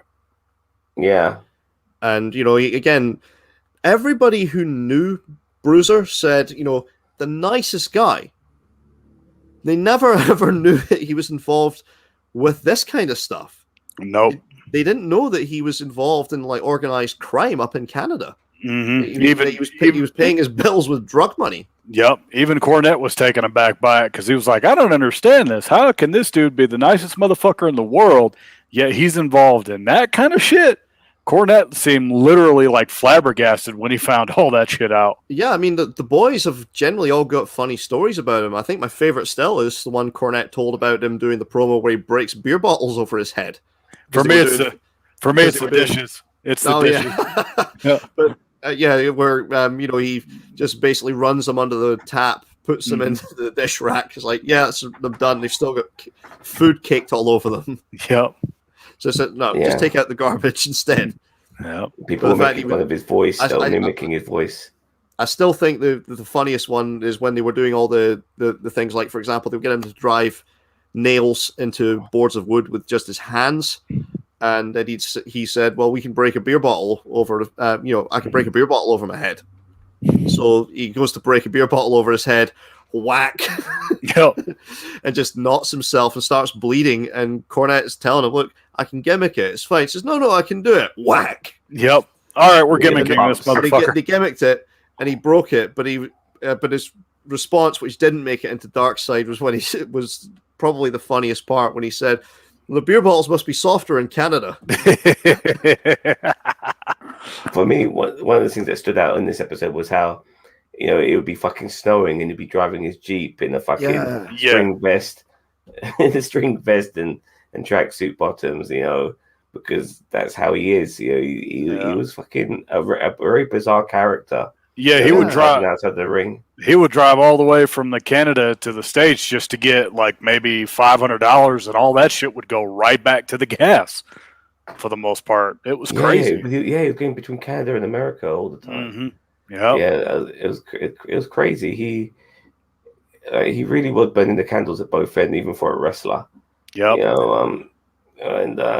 And they were going to bomb the strip club, but he ultimately ended up inadvertently bombing a police station, and that's what did him in right there. That was it. Because Bedlam didn't know the bomb was going to be taken to a police station instead. He thought it was going to be going straight to a strip club. Yep.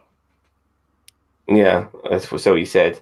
And he kind of spilled the beans on this, which was a no-no regarding biker gangs, because obviously when it comes to any form of organized crime, whether it be biker gangs, mafia, whatever, you don't snitch. No, and code of the streets, you don't snitch. But of course, there were also other darker allegations that he was involved in assassination. That's something I don't think they covered in the episode. No, they did. They mentioned the fact that it was believed he may have. He may have killed that lawyer and his wife. Yeah. Yeah. Sorry, the lawyer and his wife. Yes. Mm-hmm. Yeah. I knew nothing about this particular character, but it was an interesting episode overall. It was an interesting episode, but it was one a lot of people I think could easily gloss over because, let's be honest, Johnny K-9 wasn't a name. No. He wasn't somebody that, unless you were really, really a hardcore fan and went back and watched things like Smoky Mountain, you weren't going to, or you were up in Canada and you knew of his reputation as a criminal, you didn't really know much about him. No, this is one of those that's probably the most informative of the entire season. that you're going to learn a lot. So yeah, this was a really enjoyable episode. This next one is arguably the saddest episode. I was going to say that word sad. Yeah. I was going to say that. Yeah, I'm glad you said that because I thought this was a sad episode. I'll continue, Jose. I'm going to go ahead and say, yeah, Luna is definitely among the level of Chris Kanyon. She came too soon. She was one of those that was wrong time, wrong era. Definitely. She never got her due. Overall, that's honestly what I think about Luna Vachon. She never got her due. First woman in the Western world to be in a wrestling video game. Not the first woman overall, but here in America, she was the first to make it in a video game. WWF Raw. And I miss her to this day. It still hurts to know that she's gone. Yeah, I mean, what an absolute tragedy. She was a trailblazer trying to raise the bar for women's wrestling when it was basically a sideshow. It was a freak attraction. Mm-hmm. It was basically the popcorn match. You weren't putting a women's wrestling match on there, to draw a crowd. You were putting it on there just to fill a spot for people to go and take a piss break or go and get some popcorn or whatever. Yep. And Luna tried desperately to raise the bar. Again, she's another one who suffered from mental health issues. How much of it was from her childhood, how much of it was drug-related, we don't know. We never will know. But again, very, very sad story. It's one I think is definitely worth a watch. Mm-hmm. And again, it's another case where, where we had the discussion about mental health issues. We said, I know at least I said when we reviewed the episode that Luna probably would not make it in the business today purely because of her drug issues. She would not pass a wellness test. No. In today's times, she would have been a one and done. She would have had put on probably one of the best matches of her career. It would have been like that match with Bret Hart and Tom McGee, where Luna would have been one. She would have been in one of those kind of matches. Match was stable. Yeah, do everything I tell you to do, and I'm going to make you look like a superstar. And that's essentially what happened at WrestleMania 14. It kind of reminded me of the China story a little bit. Yeah. I thought there were some similarities. Like a couple of women who just never got their dues. It was very sad in that sense. Mm-hmm. Good to see her son. And by the way, the episode her son was in on Kitchen Nightmares was the same episode as that dude who wanted to have a fight with Gordon Ramsay. Do you know what I'm on about? I know what you're on about. He goes, I ain't no bitch. He goes, we'll step outside. But Gordon Ramsay, I said to him, can you name me the two people who are up for nomination to this guy? And this guy said, yeah, these two people can name themselves. They can speak up for themselves. And then Gordon Ramsay said, listen to me, you fucking idiot. I want you to name me the two people and name me the first person to be up for eviction. And this guy ended up naming both of them. Yeah. And so Gordon Ramsay said, I wanted one, not both of them. And then because this guy just got so frustrated with Ramsay, but he kept getting put in his place, he wanted to fight Ramsay. And then he hates being disrespected whilst he's disrespecting everybody else. You know what I mean? The guy just felt like Trump supporter, no offense, I'm being a bit political, but that's what he felt like, a proper fucking hypocrite. And he ended up getting kicked out. And I remember seeing Luna Vachon's son amongst the chefs in that particular episode. How far did he get? Do you know? Oh, I honestly don't know. I never followed that season. I don't know. Fair enough. But nevertheless, getting back to this episode, for me, it was an okay episode. Sad and all of that. It's funny in a way, like I don't necessarily look at it as super tragic. You know what I mean? Just here's a lady who just never got her dues more than anything. It's a shame that she just died so young. Also caught up with the drug culture at the time as well. Yeah. Well, that just seems to be a common thing for all of these. Her and Sherry Martel were, absolute, just a destructive influence on each other. Mm-hmm. They were not healthy. Sorry. Maybe it's just this show, or maybe just what I know about wrestling for all these years, that I've almost become immune to the fact that wrestlers get fucked over by drugs. You know, it just seems to be a common practice with nearly every wrestler we come across in nearly every episode of fucking Dark Side. Mm-hmm. But yeah, rest in peace, Luna Vachon. On to one of the most bizarre episodes, I would say, of the season, and that's the Extreme Obscene, Rob Black XPW. Now, you know Rob Black is not a good guy and not somebody who can defend himself when he's not willing to go on Dark Side of the Ring to speak up for himself, unlike Onita, who did. I give him credit for that. Rob Black didn't. And after what was put against Rob Black during the course of this show, like that guy losing his farm and some of the terrible things he did towards a lot of the women and stuff like that, how could Rob Black defend himself? Because he's guilty as fucking sin, which is why he didn't come on this episode. But nevertheless, I'm quite surprised he didn't use it as an opportunity to promote XPW, given that they're apparently making a comeback. Yeah, I guess. But this was a. Have we lost Zam? He's still here, I think. He's freezing up. Okay, well, go ahead and elaborate, I guess. Hello? Yep. Yeah. Hi. Okay, you're back. Okay, sorry about that. This was a bit of a vile episode. I don't know what to even make of it at times. You know, like, it was so bizarre and so crazy, and some of these things these guys were doing to each other, I a loss for words. Jose, you want to take this one? No, because I didn't see it. So this is all you and Shredder. You guys do this. I didn't see it. I'm like, something tells me I might not want to see this episode. So it sounds mate, you have to watch it for the sake of watching it.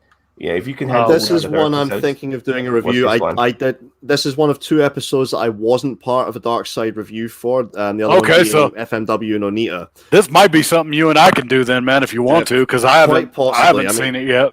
So. Well, no, that's the thing. I did watch it, but I didn't take part in the review. We will get into reasons for that this particular time. But yeah, this is one where I honestly did not like a lot of the stuff that was in this episode. I wish in some respects that they had actually maybe highlighted more of why Rob Black wound up going to jail and the obscenity charges. I mean, they briefly mentioned the thing like, oh, F me and my 13-year-old ass, where, you know, the thing is, he was doing simulated child pornography, and it was scenes of supposedly raping a minor. Now, the actress was over 18, but she was playing a 13-year-old girl, and she was doing scenes of simulated rape. That was one of what was called the Federal Five. Wow! It was one of 5 videos that Rob Black was being prosecuted for, that he was selling via his website. Now, Rob Black, he was a disgrace to the professional wrestling industry. You know, he's a small footnote in the grand scheme of things. He was not a disgrace to the professional wrestling industry. I wish Dark Side of the Ring had mentioned the fact that Rob Black was considered a disgrace even in the porn industry. Because Larry Flint, who had been brought up on obscenity charges himself many years ago, he had been brought up with when Rob Black got brought up on obscenity charges, he tried to get support from Larry Flint because Larry Flint had gone through the same thing. But Larry Flint pointed out, well, no, everything that I've ever done in this industry has all been about consent. That's not the case with Rob Black. He's an utter disgrace to this industry. When you're doing videos of simulated rape, then no, the porn industry at large is not going to support you. They mentioned at the start of the episode, like, oh, Rob Black was, you know, doing all the stuff that's really considered normal nowadays. Well, no. Okay, some stuff goes a bit more viral now because there's more access to it thanks to the internet. I mean, 2 Girls, 1 Cup went viral.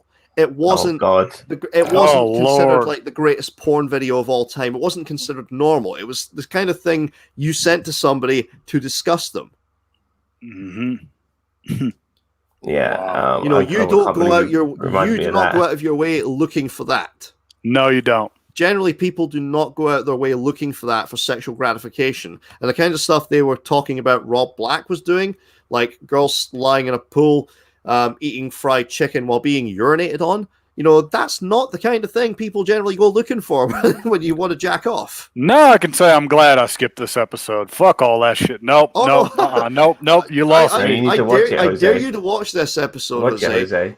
Okay. I dare you to watch this episode. I'm probably going to maybe do a review of it because I think, with all due respect to the other guys who did review this, look, Zam and Bossman are both from the UK. Now, unless they've gone previously looking for XPW, the wrestling junkies, they've gone looking for this kind of stuff, wondering what the hell is this that we're seeing.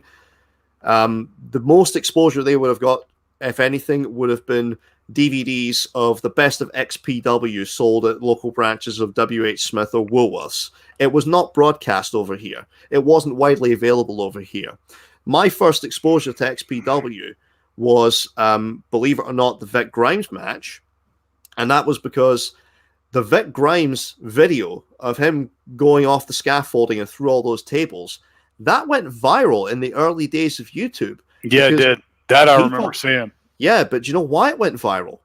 Yeah. People were posting that as Owen Hart's fall to his death. Yep. I was just about to say that. Yeah. Wow, okay. So, yeah, that's at least the most known I've known about XPW. But, all right, I will watch this episode. Yeah, watch this episode, but it's quite shocking, and I felt they were far, far too lenient on Rob Black in this episode. Okay. There was so much they could have covered about what a scumbag he really was. I'm going to be giving a spoiler now because the most disturbing part of this episode... Yeah, go ahead. I need to know what I'm in for. There's one particular wrestler called the Messiah. He ended up having an affair with Rob Black's girlfriend at the time, or was it his wife? I can't remember. It was his girl. They were married. Yeah, and Rob Black sends a couple of heavies to his house, and one of them has some garden shears, and he cuts off the Messiah's thumb, cuts it off, And, yeah. Man, I thought you were... It's believed it was a hit taken out by Rob Black. They never proved it, but it was believed it was to be a hit. I honestly thought you were going to... They dedicated this episode to New Jack. Yeah. I mean, this was another thing as well. I remember I brought this up to Zam privately during the show, but I know Bossman got the whole story of the Danbury Fall wrong and why New Jack was insisting that he was going to throw Vic Grimes off of that scaffolding. Oh, my God. All right. Yeah, I'm watching this. Okay. Yeah. I will watch this episode. Holy shit. Okay. Yeah. Wow. All right. It was not the greatest episode that Dark Side of the Ring has done. Again, there was a lot of stuff that they missed out on. It's definitely worth a watch. Rob Black is mostly a footnote in wrestling, and it's a bad joke at best. Bully Ray has also taken credit for Rob Black getting involved in the industry as well, because he mentioned it on I think it was a Chris Jericho podcast, that he's the one that got Rob Black involved. Okay. Huh. Well, we're going to get on to our final episode now. I really was looking forward to this episode. It ended up being a bit of a downer for me. Fascinating episode in a way. But I think the thing with this episode mostly was, instead of maybe throwing a lot of shit at McMahon, this episode, if anything, exonerated Vince McMahon to the This is the episode that turned Vince McMahon babyface. Yeah. After all the shit they've talked on him for the entire series that they've done, of everything they've done, they made Vince look like the motherfucking hero in this episode. Yeah, because his lawyer was front and center in this, and he was basically speaking to Darkseid. And usually when people speak out, they're usually there to spill the beans. Mm-hmm. But what he did was basically be Vince McMahon's lawyer on Darkseid, in pretty much. He was still being his lawyer, defending him, promoting him, bringing him up, explaining everything. Not only that, it was basically, the whole episode was effectively just talking about what a masterclass this was in the legal process by Jerry McDevitt. I mean, he got Vince McMahon off the hook without calling a single witness. Exactly. And the witnesses that were called, they basically, by the prosecution, they were just not good enough. when they were cross-examined by Jerry as well. So I just want to say that this episode, the way it was panned out, you can see why Vince McMahon got off the hook. Mm-hmm. And Jerry had also been Vince's lawyer in other incidences as well, like the Chris Benoit incident, which I don't really feel like McMahon had anything to do with that.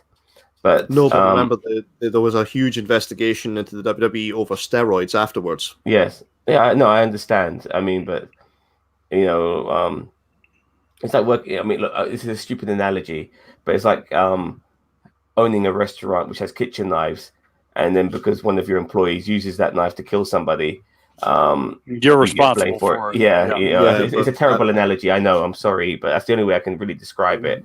Well, again, if you remember at the time, they were supposed to have been testing for steroids, and here's Benoit with a house full of them, and his body absolutely full of them to the point where he's got a testosterone level of, I think, 88-1. And it was getting to be to where even if he didn't do what he did, he would have died anyway because of those steroids. He was literally a year away from dying, regardless. Overall, though, I still think there was enough loopholes in that for Vince McMahon to get away with what he. If he was supposed to get away with anything, he could have. But the Owen Hart incident, I'm surprised he never went down for that. Oh yeah. Out of all the things he did, you would have thought that would have been the one that would have. You would thought that would have shut the company down. You would think that would have been the one that killed the company. Yeah, but but this is more. I don't want to focus on that too much. It's more Jerry McDevitt. Is that correct? Yeah. Just to show you what, and I say this, I don't necessarily say this with the greatest of pleasure, but what an amazing fucking lawyer he is. That he's able to, turn shit into roses, so to speak, and get McMahon off the hook every fucking time. And he did it on this particular occasion. Spoke up for McMahon as well. Basically, was his mouthpiece in this particular episode. We got to know a lot more about Jerry as well. And all the things that made this trial what it is. Mm-hmm. You want to elaborate a little bit more, Shredder? Again, the U.S. government was attempting to prosecute Vince McMahon for distribution of steroids. There were a lot of things they screwed up in their case. For example, the steroids were getting shipped to Titan Towers by Dr. Feelgood or Dr. Zahorian to give him his acronym. And Vince was allegedly distributing them to the wrestlers at arenas like Madison Square Garden or the Meadowlands. Whenever the WWF was doing a show there would be a car to come and pick up the steroids and deliver them to the likes of Hogan or Piper or whoever it was they were being given to. Now, for some reason, they decided to try him in New York rather than in Connecticut, which is where you really should have. If you're going after him for distribution, go to their home base. You go after him where he's distributing them from, which is Connecticut. They didn't do that, and the one witness they got to speak against Vince McMahon was Nails. Do you have any animosity toward witness? Yeah, no. Do you hate Vince McMahon? Yes. What a fucking idiot! I never laughed so much. Of all the things that happened in this show, that made me. Yeah, this was the one that killed me. Yeah. But I got one that could top that. I've only done steroids 3 times throughout my entire career due to injuries.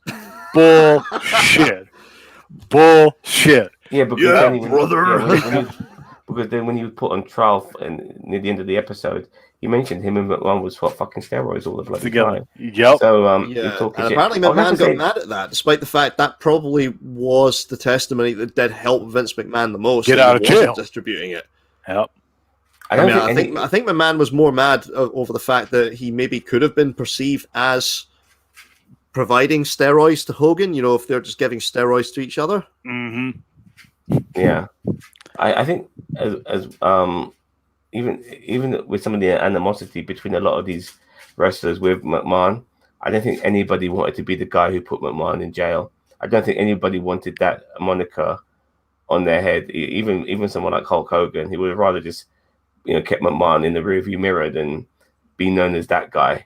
More heat than he ever would need, which is why he ended up saying what he said, like a diplomatic response, so to speak. Well, The prosecution I think, was a in joke fairness, anyway. I mean, Hogan knew eventually at some point he may have to go back to Vince for a job. I mean, it's been mentioned before. A number of sources have mentioned it, not just Hogan. So this isn't just Hogan bullshitting. But when Eric Bischoff was bragging about how he was effectively going to put the WWF out of business, Hogan was saying, "No, don't say that. Yeah, you're not going to put the man out of business." And, you know, the boys don't want you to put McMahon out of business because we want another place to work. Mm-hmm. And there was also the time, too, I don't know if y'all are aware, Hogan's contract was coming up in 97, and there was word he was going to go back to the WWF and, you know, be put in a program with Stone Cold, basically, in 98. That's where they wanted to go. But Hogan was making stupid, ridiculous money, and that's why he stayed in WCW. So that was it. Plus all the perks he had. His contractual obligation was what? He only had to do, what was it, 6 pay-per-views a year? Yep. 6 pay-per-views a year. And like, and he also had it to where he was making like, I think like $50,000 a month as long as he was a member of the NWO or some such shit. Like his contract got out on the internet years ago. One of his WCW contracts had got out. And if you go look at the terms of that shit, holy shit, the money that he was making. It's too bad that Linda, like, just wrecked him in a divorce. But then again, it is Hogan's own fault because he cheated on her. So how can you really feel bad for the guy? By the way, did you see that clip? There's a little clip I posted on contributors of Tyson Fury. He walks past Hulk Hogan and Jimmy Hart like they're not even anybody special. No, I didn't see that. No, I haven't seen it. I'll watch it when we're done. It's on contributors. Okay. I think they're in Saudi Arabia, but now some people are saying that Jimmy Hart and Hulk Hogan have already met Tyson Fury many times because this was in Saudi Arabia, so they probably bumped into each other on the plane and spoke to each other before, which is why they didn't have many words to say to each other on that particular occasion. It's possible. But it just seemed really funny that he's going to see some MMA guy, and he walks past fucking Hulk Hogan and Jimmy Hart and goes, "Hi, how you doing?" And that's it. Just like "Hey, how you doing?" And walks right past him, focused on who he's really going to see. Like, it's fucking Hulk Hogan and Jimmy Hart, for fuck's sake. Well, you know what I mean? well, remember, brother, Hulk Hogan did used to fight Pride Fighters in the 70s. Yeah. Maybe it was that famous image of the spray paint and Hogan was setting up Deontay Wilder's dressing room for the fight. Mm-hmm. Vince McMahon's famous neck brace. Do you think that was a work?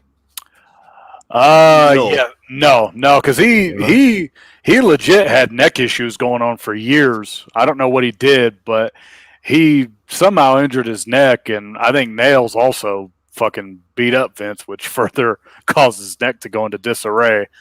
But yeah, I did think though that it was weird seeing Vince with a neck brace. It's questionable if he timed the surgery so he would have the neck brace on for court, or if he just got it because he thought he might be going to jail. So you're as well getting the neck surgery done before you go inside. Yeah, because I think he was facing 8 years in federal prison. Yeah, and he actually had to miss King of the Ring 94 during that time too. It was one of, I think, it might have been one of the only ones he missed. Yeah, only pay-per-view he missed that year. Mm-hmm. Well, we got Art Donovan. How much does this guy weigh? Yeah. And the fucking thing is, I'll have to go back and see if I can find it, but the Halloween episode of Raw where Vince is dressed as a prisoner, I was like, I just lost my shit the first time I saw that. I'm like, oh, I hope that took place after the steroid trial, because that would have been just so funny. Just seeing Vince in a fucking prisoner uniform.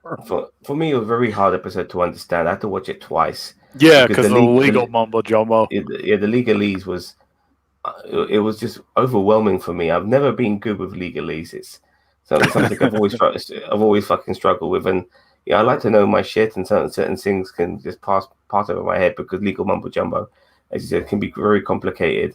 But watching it a second time, it did make a lot more sense. Mm-hmm. But yeah, this was definitely a show like this where usually people get buried. I've never known somebody who has been on certain occasions brought up on Dark Side of the Ring. Yeah. And like, made to look like a monster, have an episode pretty much dedicated to him and come out smelling of fucking roses. Mm-hmm. Yeah. And come season 4, they're going to go back to burying Vince McMahon. I can already see that now. Though, I mean, it wasn't just the McMahon steroid trial. The fact he was able to figure out a way to get Hogan out of testifying against Dr. Zahorian. I mean, that was a stroke of genius on his part. Yep. Yeah, that's fascinating, but it also makes things like that just makes me think to myself, how innocent is Vince if Jerry's able to do something like that, There's shit that even we don't know. There's things that we will never fucking know that Vince is going to take with him to the grave. I guarantee it. Yeah. But that was the 15 episodes of Dark Side of the Ring. Absolutely fascinating stuff. Roll on season 4, but we haven't ended just yet, ladies and gentlemen. We've got a little bit more to go on about because Shredder, I believe you have a list. Well, I've got a list. I've got 2 lists. First of all, this would be my ranking for the episodes of this season. So I'll just quickly run through. I'm saying 13 because I'm counting the Brian Pillman as one episode. So is that on the list, or you're just going to verbally say it to us? Right. No, this is just my list. This is how I would rank them from like the worst episode to the best this season. For me, number 13, the worst episode. Skip it entirely. The ultra-violence of Nick Gage. This was glorifying deathmatch wrestling. This gave a mainstream spotlight to Nick Gage that he really shouldn't have got. Skip this one entirely. Number 12, I'm going to go with Extreme and Obscene, Rob Black's XPW. Again, small joke of a footnote for promotion. I honestly would not recommend this one unless you are a sadist like myself. And I have to watch it because I'm here. So, yeah, that's... So I would say number 11, I'm going to put Bikers, Bombs, and Bedlam, Johnny K9, namely because this was an entertaining episode, but a lot of people wouldn't care for this at all because Johnny K9 was not a big name. So this is not one that's going to catch a lot of people's attention, but it's definitely a good episode. All of these episodes going upwards are worth a watch. Yeah. Next, number 10, The Many Faces of Luna Vachon. Very, very sad episode. Again, it's a tragic story. It's definitely one worth a watch. But in terms of the overall season, it ranks this low at number 10. This was not as explosive as some of the other episodes were. It wasn't as historically important as some of the other episodes were. This is one, again, watch it, but it ranks number 10 at my list. Number 9 would be Dynamite Kid. Again, Dynamite Kid was a massive bully. He was, everybody knew this. This has been well historically documented. It was interesting to get the perspective of his ex-wife and get the perspective of his kids. Again, good episode, worth a watch. Number 8, Becoming Warrior. The Ultimate Warrior episode. Again, this I think was necessary, but it should have been a 2-parter. Yeah, I agree. They should have gone up. They should have gone a lot further with WWE's whitewashing of his history. Yep. It could have been so much better. That's why it's as low as it is at number 8 for me. Number 7, this is Zam's favorite, Blood and Wire, Anita's FNW. Again, love this episode. Fantastic episode. Do not get me wrong on that. It's not going to be to everybody's taste because, of course, deathmatch wrestling. Again, though, unlike Rob Black, unlike Nick Gage, Onita drew money. Onita made a success of this. Yep. Number 6, the steroid trials. Again, this was not as explosive as we thought it might turn out to be.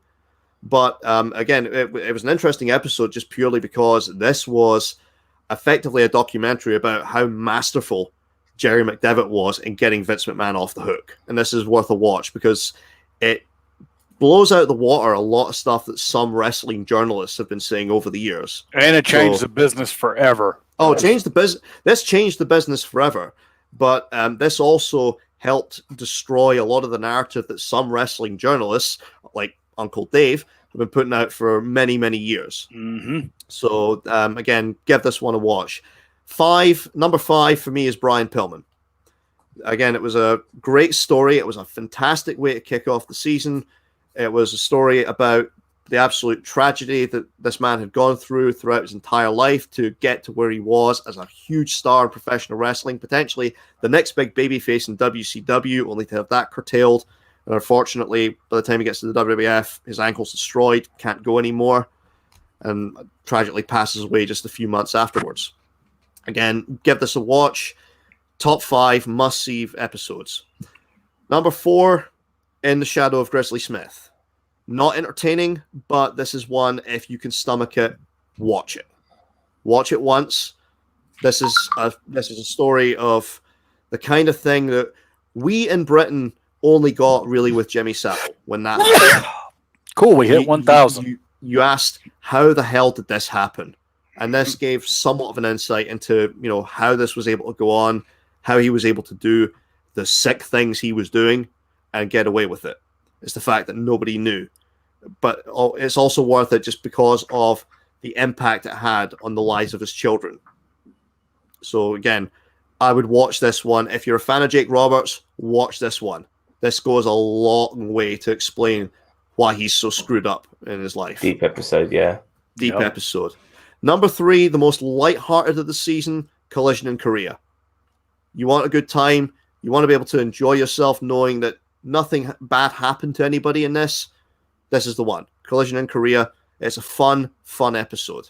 This could be made into a movie. Absolutely. Yeah. But again, this black comedy. This is the one. If you want to just have a good time watching an episode of Dark Side of the Ring, watch this one. Because again, there's no tragedy at the end of it. Everybody walks away. Nobody's harmed by the end of it. It's a rare thing to say about Dark Side of the Ring. Number 2, The Double Life of Chris Kanyon.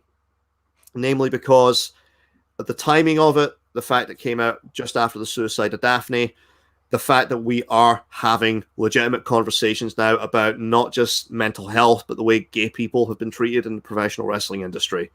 It's important. It's historically, it's worth your time historically. There's a lot of things that the wrestling industry needs to learn from, and this is an episode that they should be studying because of the way Chris Kanyon was treated because of his sexuality and also the troubles he had with his mental health issues. So again, this would be number 2 for me. Number 1 is The Plane Ride from Hell.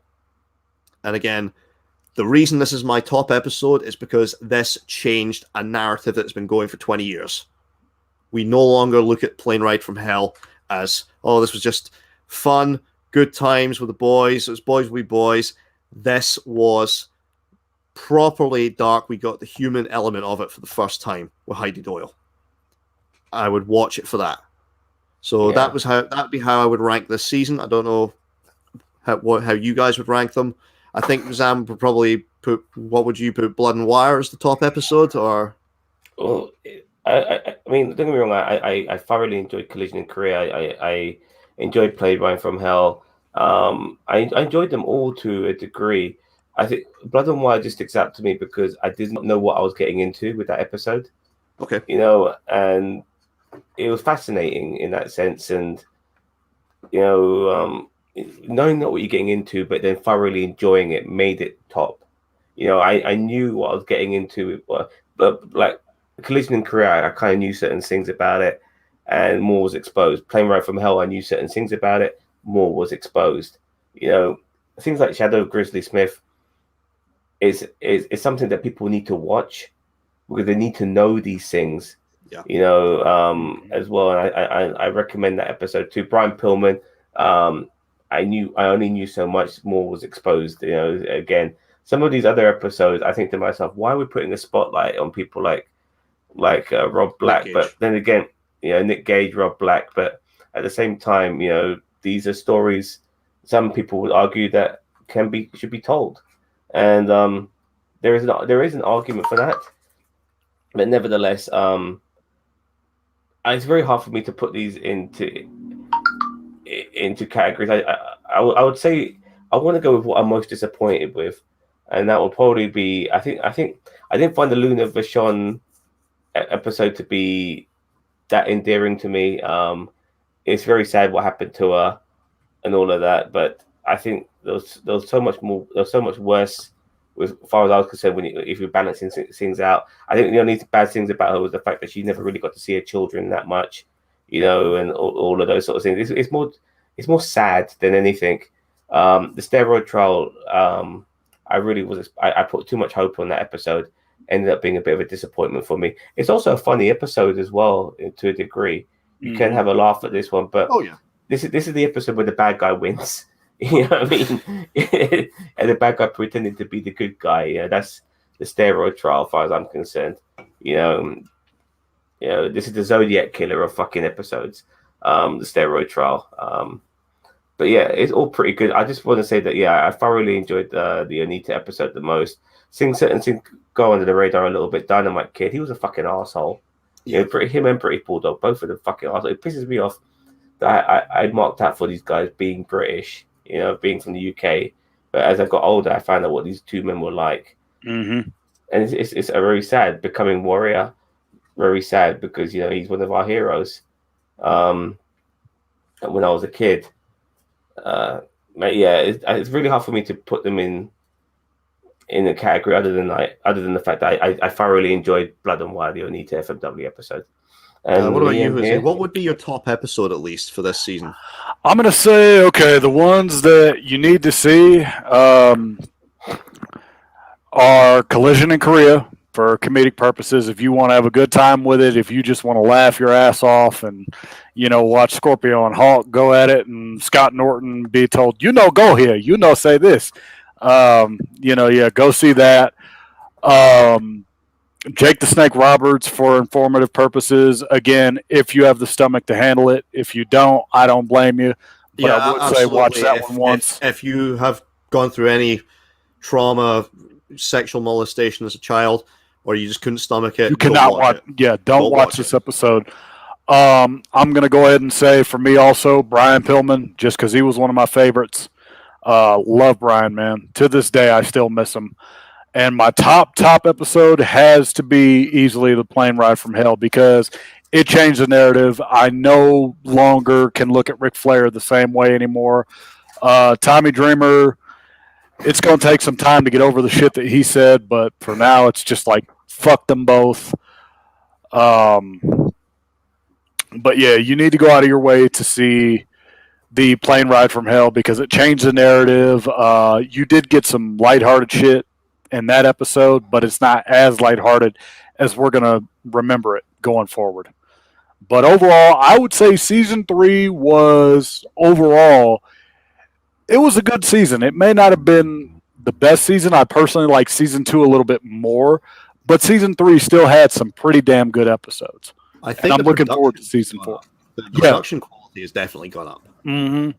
I just wasn't too crazy about the list of topics with this one, but that's why I like season 2 more. But this was still pretty damn good. Yeah. Yeah. But now we can talk about season 4 and what we want to see and what we want to see less of before we go. Norton must have been counting his lucky stars.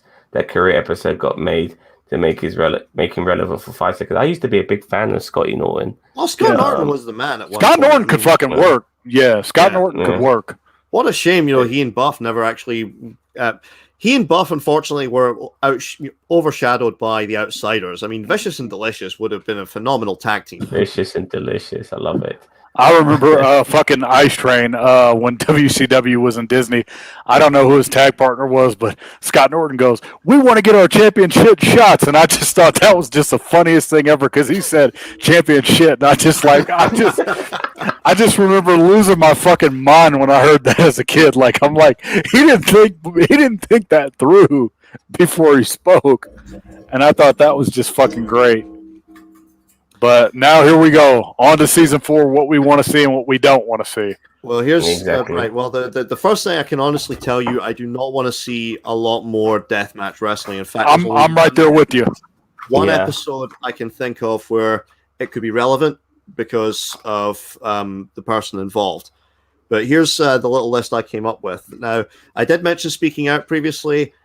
I'm not going to suggest that this time because I think there are actually some ongoing criminal investigations with regard to that. So obviously they wouldn't be able to do that for Dark Side of the Ring. Mm-hmm. So first thing I've got on my list, Andrew Test Martin. Yes. Agreed. Sure. The fact that he died tragically young in a hotel room. You want to show your list, by the way? Or yeah, give me a second. let me remove this. Let me just share the list. Share screen. Sorry, I'm still getting the hang of this. Yeah, it's all good. Sorry, there we that's go. supposed to be Right, right. okay. Oh, It'll come back. There we go. There's your one. Yeah. all right, okay. Right, so here's you're scrolling here. Okay, cool. So so Andrew Test Martin would be the first one. Again, the fact that he effectively quit the WWF because he was doing steroids and he didn't think there was anything wrong with it. So, and he dies with a combination of prescription medications in his body. That was an absolute tragedy, and I think that's one that really needs to be explored. And here's a fact. I mean, if they cover this, but they might not. Tess was originally supposed to win the WWF title at Survivor Series 99. Yep. But they decided last second against it and put Big Show in when they did the Who Hit Stone Cold angle. Yeah. And my next one, build him up. Yeah, I know why. The scandal of him abusing trainees. Yeah. I've heard so many terrible things about him. Stomping them and stuff like that is He hit one. I believe it was Rusev. He hit when he was on crutches. Yep. He was kicking his crutches away. He's hit guys in the head when they've been concussed. I heard he made them. There's a story. I think he also wanted to make them wrestle naked, and they were like, "Nah, we're not doing that kind of shit." As a hazing measure. There was one where now, according to him, the guys who were doing the training came up with the idea, which to get out of doing certain drills, they had the idea. I think it was Zack Ryder was going to take a stink face from a guy with a jelly donut in his ass cheeks. Bloody hell. Yeah. So again, this was a big scandal, which cost him his job. That's why Matt Bloom is now the head trainer at NXT. And that's why you'll never see Bill DeMott back in the WWE. It's never going to happen. Absolutely. But that I think is an episode of Dark Side in and of itself. Our next one that I would like to see, Dixieland, TNA under Dixie Carter. This would be probably my favorite because I used to watch TNA and I used to rip them a new asshole, especially during the Hogan and Bischoff era back in the day 10 years ago. Once that happened, it was over for TNA. They had such a good thing going. They didn't need to try. They were so busy, so desperate to compete with the WWE. They didn't realize that they just had to go on this slow trajectory. Sorry, I said that wrong. I can never get that word out of my mouth properly. But go up this slow uphill path, and eventually they'll reach the top. We go through word of mouth and just being who they are. But they couldn't wait any longer. And everything that they built was destroyed in an instant the moment Hogan and Bischoff came in. It was fucking nasty boys following them, for fuck's sake. Ruined everything. Got rid of the six-sided ring. The very thing that made them unique. Made it a spectacle. There's a video I'm gonna send on Facebook. It's called "The Rise and Fall of TNA" because this we could cover if they ever did that episode. I just got to find it.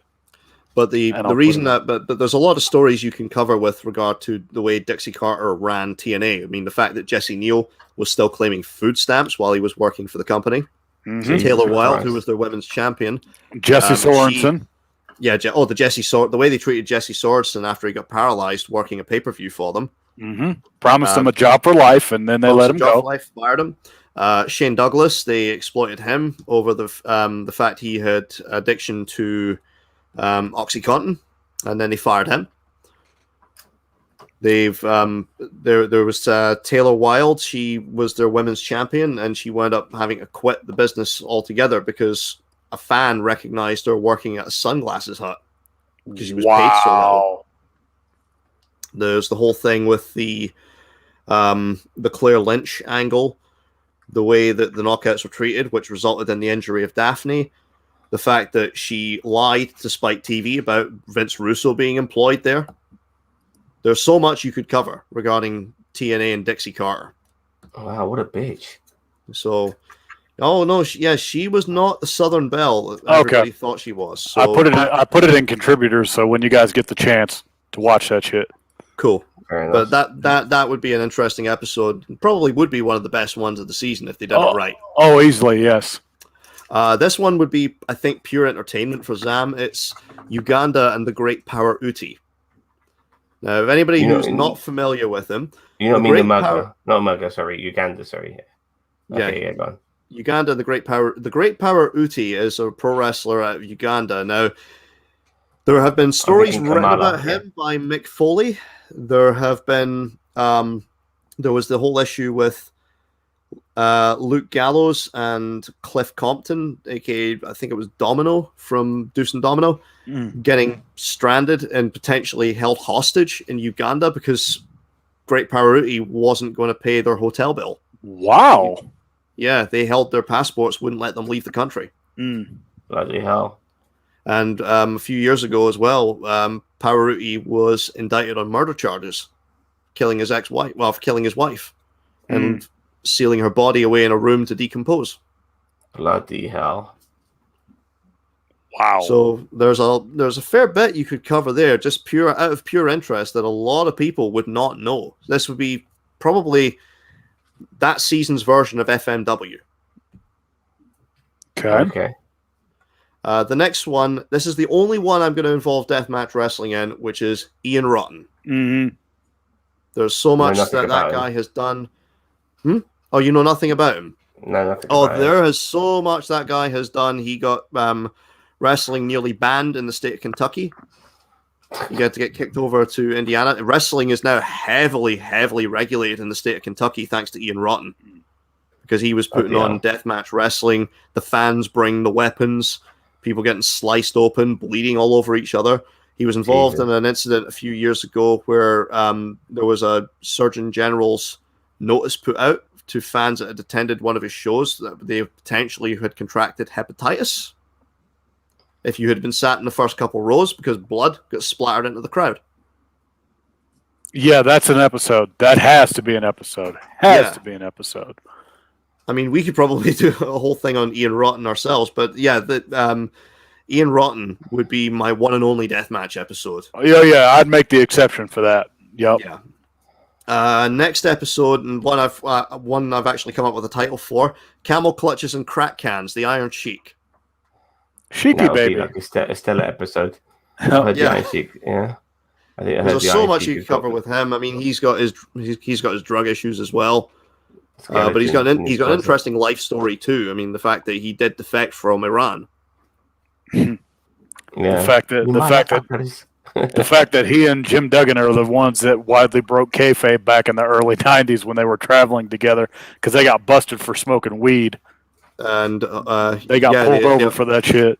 Yeah, not just weed, but they also found cocaine in the car. Yeah, that's why the WWF at the time introduced the drug testing policy, where they were specifically testing for marijuana and cocaine. Yep.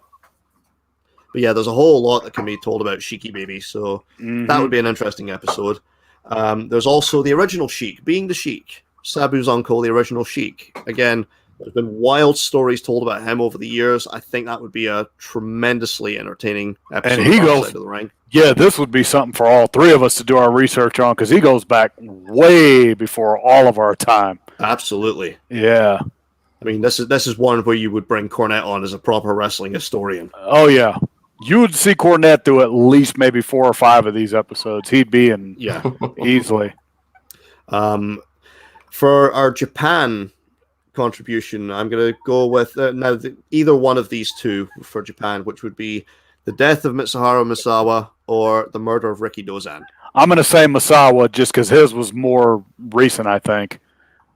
Because Misawa would be, yeah. Oh yeah. But yeah, I agree. I would probably much rather the death of Misawa because that was an absolute tragedy that took place in the middle of the ring. Mm-hmm. I mean, he was Japan's version of Hulk Hogan, for Christ's sake, and he dies after taking a back suplex of all things. Yep. So that would be next one. Muhammad Hassan. No, that's a big one. That's a massive one. This is massive. Yeah, even to this day. Yeah. because you That's have fucking got Italian, man. yeah, they make an Italian American, an Arab American, and he's a heel because he doesn't agree with the U.S. foreign policy. Mm-hmm. And the worst thing, and the thing they did was the terrorist angle on the day of the London bombings. That would be alone why you would feature Muhammad Hassan. I mean, in WWE's defense, they taped that on the Tuesday. Yeah. And it was going to air the Friday. And they didn't fucking go through the post. tape now. Yep. In the UK, we didn't see that. They cut that out of the UK version. Yeah, in the US, they broadcast it. Yep. They broadcast the Hassan and a group of men in balaclavas choking out Undertaker with piano wire. And then hanging him on a cross, like I think Daivari or one of them on a cross. They did that. Oh, yeah. No, they carried Daivari out like a martyr. Yeah. I remember, like, when Muhammad Hassan was talking to Daivari, he was talking to him like how somebody would talk somebody into suicide bombing. You know, when it came to facing the Undertaker, like, you're going to make a great sacrifice and stuff like that. Yeah. Obviously, they killed Muhammad Hassan in the angle. Mm-hmm. You know, it was just ridiculous to get rid of him. And yeah, they literally killed Muhammad Hassan. Like, he got powerbombed to hell, and that was the last time we saw his ass. I mean, there's also been stories about the way that Hassan was treated too. I mean, the fact that he was told Hassan was using as the finisher the camel clutch, and he gets told to say to Eddie Guerrero, look, because Eddie was using the camel clutch as a spot in his match. Look, that's your finish. You need to tell Eddie to not use it. Now, he's basically told, go and fucking tell Eddie Guerrero. Yeah, you don't do that. Yeah, you don't do that. Guerrero turns around to him and says, do you know who invented the camel clutch? And he said, yeah, it was the Sheik. He says, no, it was my father, Gory Guerrero. No. Wow. But I felt sorry for Muhammad Hassan because, like, it wasn't his fault, like, none of this is his fault. He just like been told what to do. He got a lot of bad advice. He got told, all this kind of. He got told the wrong things by the wrong people who just wanted to see him fail. Yeah, I mean, there were plans to stick the title on him, for God's sake. Oh yeah, he was going to SummerSlam to beat Batista. That was the original plan. He was very good. Yeah, like he did his job really well. Mm-hmm. Like when I found out he wasn't even fucking Arab, I couldn't believe it. But he looked the part, and all of that. He was very convincing, and then like most things in WWE do, incredibly insensitive angle, though. I mean, the fact that they were portraying an Arab American as a heel purely because he was an Arab American. Yeah. I know, I totally get that. Yeah, for sure. So that I think would be an interesting one. It's not. This is what WWE do. Like, they love to explode, excuse the pun, stereotypes. Yeah, absolutely. That's what they do. I mean, we mentioned it with Chris Kanyon. I mean, the fact that again, sing like a faggot. Mm-hmm. Yeah, saying this to a gay man, for Christ's sake. Or Chuck and Billy, like making them like a gay couple and stuff like that, and then afterwards, when Rico became a singles wrestler, making him out to be like proper gay and stuff like that. Yeah, sexually flamboyant. Yeah. They're like fucking ridiculous, man. What's this WWF Ring Boy scandal? The WWF Ring Boy scandal. Now, this was allegedly Pat Patterson was having sex with the ring crew. He was basically bringing young underage boys in as the ring crew in order to have sex with them. This was a huge scandal. I never knew about this. Oh yeah, this is something that almost brought the damn company down. Word of it got really fucking out at the time. Like, a few people knew about it, but not everybody knew about it. But there were people out there that knew there was something shady about Pat Patterson, and I think had to go away for a while because of it. He did. He was briefly fired. He was fired for a period. Yep. But yeah, that would be something worth investigating, I think, for an episode. Yep. Now, just above this, again, this is another one I'm not entirely sure how familiar you guys would be. It's Rob Feinstein. Heard the name, not too familiar otherwise. Rob Feinstein was a founder of the promotion Ring of Honor. He also is responsible for the RF shoot interview series. Okay. RF video shoot interviews. Rob Feinstein. I have absolutely no problem with anybody pirating Rob Feinstein's videos for the simple reason he got busted on an early episode of To Catch a Predator. Oh. He showed up, He showed up to this is like before Chris Hansen. This is like when it was like a local news thing. Wow. But he got busted by Perverted Justice. They set up a sting. He was on a chat log. He was supposedly meeting a 14-year-old boy. And this is and what the chat log said. When he gets the boy's age in the chat log, his response when he's the decoy says, "I'm 14." Rob Feinstein responds, "LOL, I'll pretend you said 18." Oh God. Yeah, this is where it's like really this brought is down Ring of Honor. This is like Nintendo, where it's like, yeah, it's morally okay to pirate their shit. It kind of feels that way when it comes to Rob Feinstein. But yeah, this nearly brought down Ring of Honor. TNA pulled their talent immediately following the controversy. Samoa Joe, who was the Ring of Honor champion, I believe at one point said that if Rob was still involved in the company, he would melt the title belt down into a golf club. Okay. Well, I'm gonna save my question for the end of this when you get to the end of your list. Okay. Because it'll require all three of us to think. Okay. The next one, Chris Candido and Tammy Sitch. Now, yes, Tammy Sitch is still alive. She is an absolute bullshit artist, but there's still a lot of people alive today who knew her, who'd be able to say, yeah, she's telling the truth, or she's full of shit. Mm-hmm. And you've got Chris Candido's brother recently doing shoot interviews. He's giving interviews to people, so I think this would be an interesting topic. I mean, there's a lot of people who've got a lot of great things to say about Candido.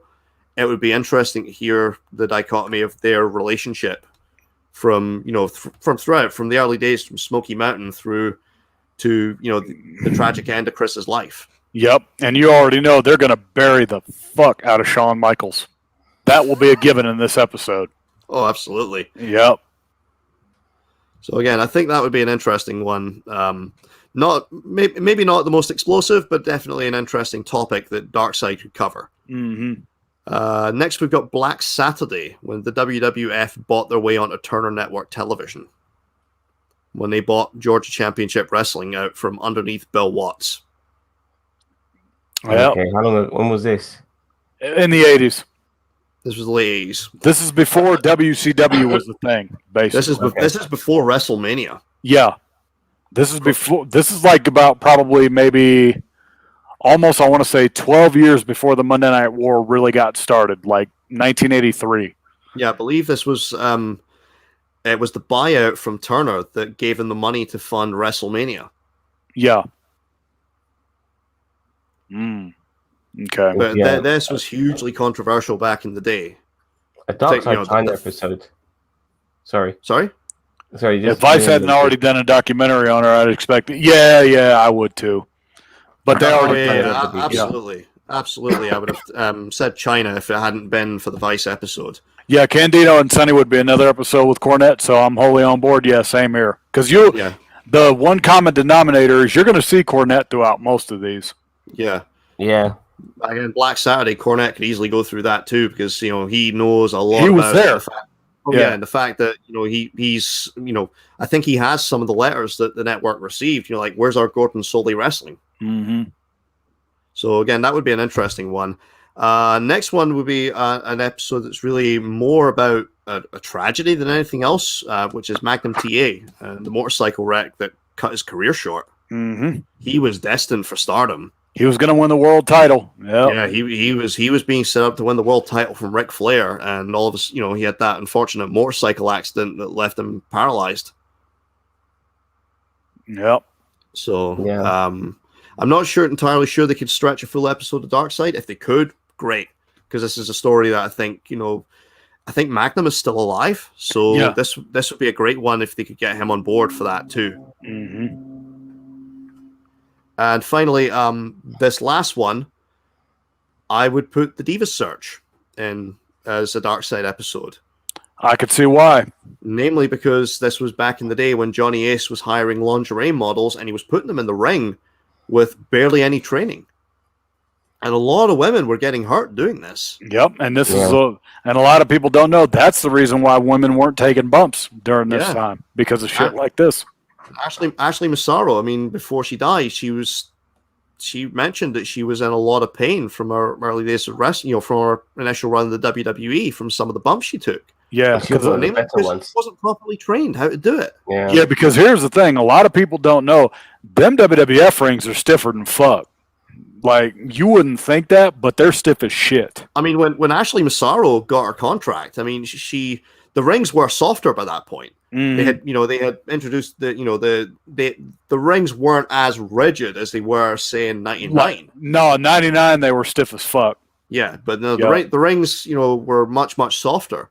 Mm-hmm. But at the same time, if you don't know how to take a bump, it is going to hurt like hell. Oh, yeah. And unfortunately, again, this is what was happening. Johnny Ace was hiring lingerie models. He was calling up the agents of these girls and saying, "Hey, do you want to make? Does this girl want to make a lot of money?" And even if you know how to take a bump, if you're not being conditioned and have got like many years of training under your belt, it's still gonna fucking hurt like hell. Oh, absolutely. Oh, yes. Yeah. But there were so many women, who were used and abused by the WWE through the Diva Search. Yep. So again, I think that's a Dark Side episode in its own right. Okay, maybe even a two-parter. So here's the question, because this is going to be a tough one. What starts the season? What finishes the season? Ooh. I'm going to start with Black Saturday, and I'm going to end with the Ring Boy scandal. Ooh, that's a tough one. Mm-hmm. That's what I'm doing. I'm starting with Black Saturday, ending with Ring Boy. Right. I am going to pick one which I think is going to be dark but also entertaining as well. So you're going to get a few laughs out of it. And that's the Iron Sheik. Okay. Yeah, Sheiky Baby would be a good start. That'd be where I'd start. My end point, I think, is probably going to be, I'm going to have to say, the Diva Search. Okay. Yeah, and in more modern times. I like it.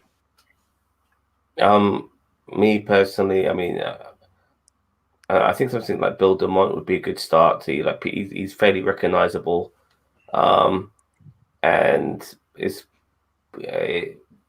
what you want from a Dark Side episode, to tell you the truth. Yeah. So, how would end it? Probably Muhammad Hassan. That's massive. Yeah. Absolutely massive. You know what I mean? Now, do you end it with him, or do you save him as maybe like your mid-season? Yeah. Oh, yeah. Okay. Yeah. Because I should have been. Okay. Yeah. I gotta go. Then I gotta rephrase my question. What starts? What's the mid? Then what ends? So okay. Yeah. I'm still starting with Black Saturday. My mid. I'm gonna go ahead and say the murder of Mitsuharu Misawa would be my mid. You mean the death of Misawa? Yeah. He died in the ring. It was Ricky Dozan that was murdered. Yeah. The death of Misawa would be my mid-season finale, and then I'm gonna end with Ring Boy. Since they do this type of shit. Okay, first of all, Bill DeMont to start, then it ends with Andrew Tess Martin in the mid-season. Yeah, and then we start the season with Dixie Carter because and then ends it with Muhammad Hassan, which is massive. Okay, yeah. I would have Dixie I would have Dixie be my starter for the second half of the season too. Well, this would be my format. Again, I'm sticking with Iron Sheik as my opener for the entire season. The entire season is ending with the Divas Search. Mm-hmm. My mid-season finale, I'm going to have to say Muhammad Hassan. My second half season opener is Dixie Carter. Yeah. Okay. Yeah, this is a pretty damn good list, though. Yeah, because I think that would carry him for season 4. I personally would also throw in there. I would like something a bit more recent, and I think with the Saudi Arabia trips, especially the one where they got stranded, I think that would make it an interesting episode. WWE's relationship with Saudi Arabia could be the topic in and of itself, because that is a good dark side for the future. Yeah, that's maybe something you can swap out Mac and TA for if you're not got enough on him. Yeah. Well, maybe a season 5 though. With something like that. Yeah, let another year. Wait another year or two. Let another year or two go, and then do it, because it's still going to be. They're still going to be going to Saudi. Well, it's not just that. If you wait another year or two, you'll get a few more guys released who can talk. Oh yeah, because speaking of all these releases yesterday, holy shit! So that'll be, they'll be elaborating on that shit. Well, even if you want to throw in the clusterfuck matches like the tag team match between the Brothers of Pain and DX, That was a clusterfuck beyond belief. And Yep. then Undertaker versus Bill Goldberg as well. I've got a good dark side too. Not now, but like for another couple years. The Black Wednesday of 2020 would be a good dark side. All the cuts during a fucking pandemic. That would be that would be something they could do in another couple years. They could do like the Black Thursday of yesterday, down the road 3-4 years from now, because when they cut a ton of fucking talent, Do we think at some point Don Callis and his bout of Scarlet Fever will wind up in Darkside? Oh hell yeah! Yes, he's bound. Yes. He's bound. Definitely. Yep. Yeah. And what about Enzo Amore? Enzo Amore. I'm not entirely sure if that would count as an episode of Darkside, but I mean, it'd be an interesting story. Absolutely. I mean, if they were going to do a mini series, I'd say definitely put him. Like if they did like a Dark Side of the Ring mini series, I'd put Enzo in there.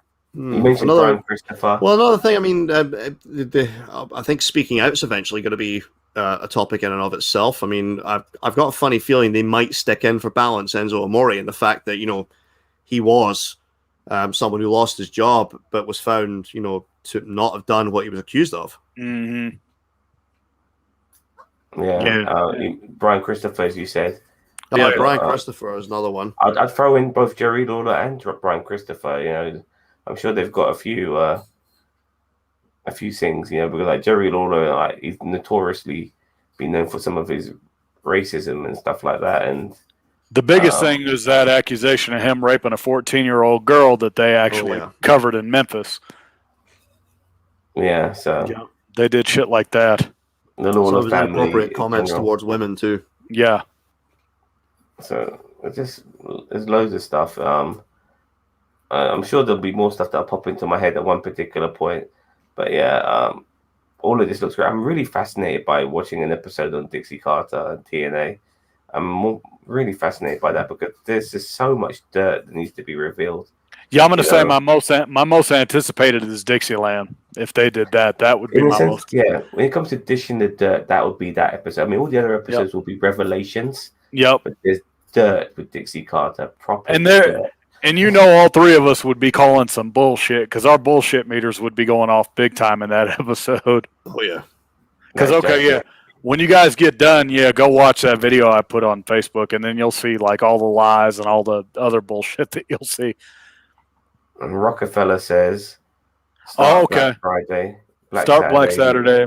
Feinstein.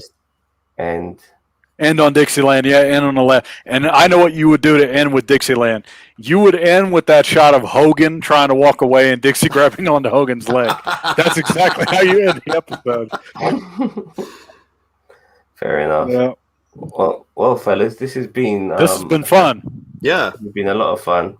I hope we can continue talking more about wrestling in the future. Hell yeah! You mentioned about that. What was that thing you linked us again? This is going to go to the Dixieland episode, but it would be something to cover just for shits and gigs anyway.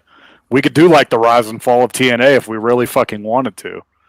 Is that on that? Okay, I'm happy to watch that and then talk about it. I mean, you remember yesterday when we tried to share that video? Yeah, and we got taken down. We couldn't do that here. We'd have to watch it like on Facebook and then come back and talk about it.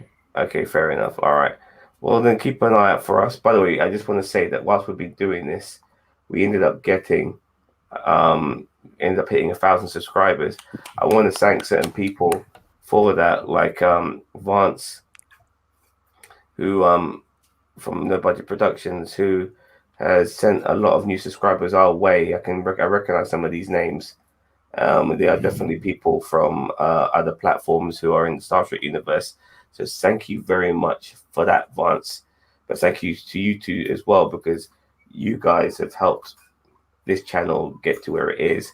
So many other people has helped the channel, like Boss Man, like Leia, like Dixie Comet.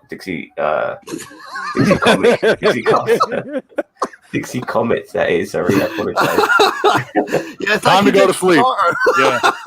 Time to get some sleep. Obviously, Cheeto, as well as No Budget Production as well. Ginger Greek. I'm sure I've missed somebody out, and I do apologize if I have. But but so many people have got us to 1,000 fucking subscribers. I can't believe we've done it. You know. Yep. We made it. We made it. We made it. We're churning out fucking videos left, right, and fucking center. You know, we became a jack of all fucking trades here in NerdTube. Everything and anything. You know, I just done them. In case you guys are interested, I've just done an unpackaging unboxing video where I've revealed some of my Indiana Jones shirts. I bought 4 Indiana Jones flavored shirts. Nice. So you can have a look at. You can have a quick look at that if you want. You know, we did Star Trek just the other day. You know, I think Ginger Greek and Cheeto are going to be doing a review of Eternals. You know, there's just so much. It's just. Yeah, you guys get a lot of content here. That's going to be the thing to all you guys watching. Keep watching. Fan film reactions. You know, we've done so many of them. You know, some things are like hitting the mark. Some things get us thousands of fucking views. Some things only keep us in double figures. It's all a fucking mixed bag because there's a lot of popular YouTubers out there who are already doing what we're doing anyway, and people are going to them. But we still try to, you know, be appealing to anybody and everybody. We even do a fucking football show now and again. You know, we just because me personally, I'm very versatile. I like so many fucking things. You know, whether it be science fiction, whether it be just movies in general, all types of fucking movies. You know, sports as well, wrestling. I don't like wrestling like I used to, but I like it in this format, documentaries and stuff like that. It's great, you know, and it's just all on this fucking channel. You know what I mean? It's a fucking mixed bag of fucking everything, and I'm so glad that we got to this 1,000 and we've done it during the course of this fucking video. I'm very happy. All right, I need to get some sleep now, but I've got another. I've got another thing to do at 4 o'clock in the morning. Yeah. All right, y'all. It's been fun. So, thanks for watching, guys. Yeah, thank you very much for watching. Have a nice day, everyone. Don't forget to like, share, subscribe to NerdTube. We're the greatest YouTube channel you never fucking heard of. We will see you cunts later. Bye-bye.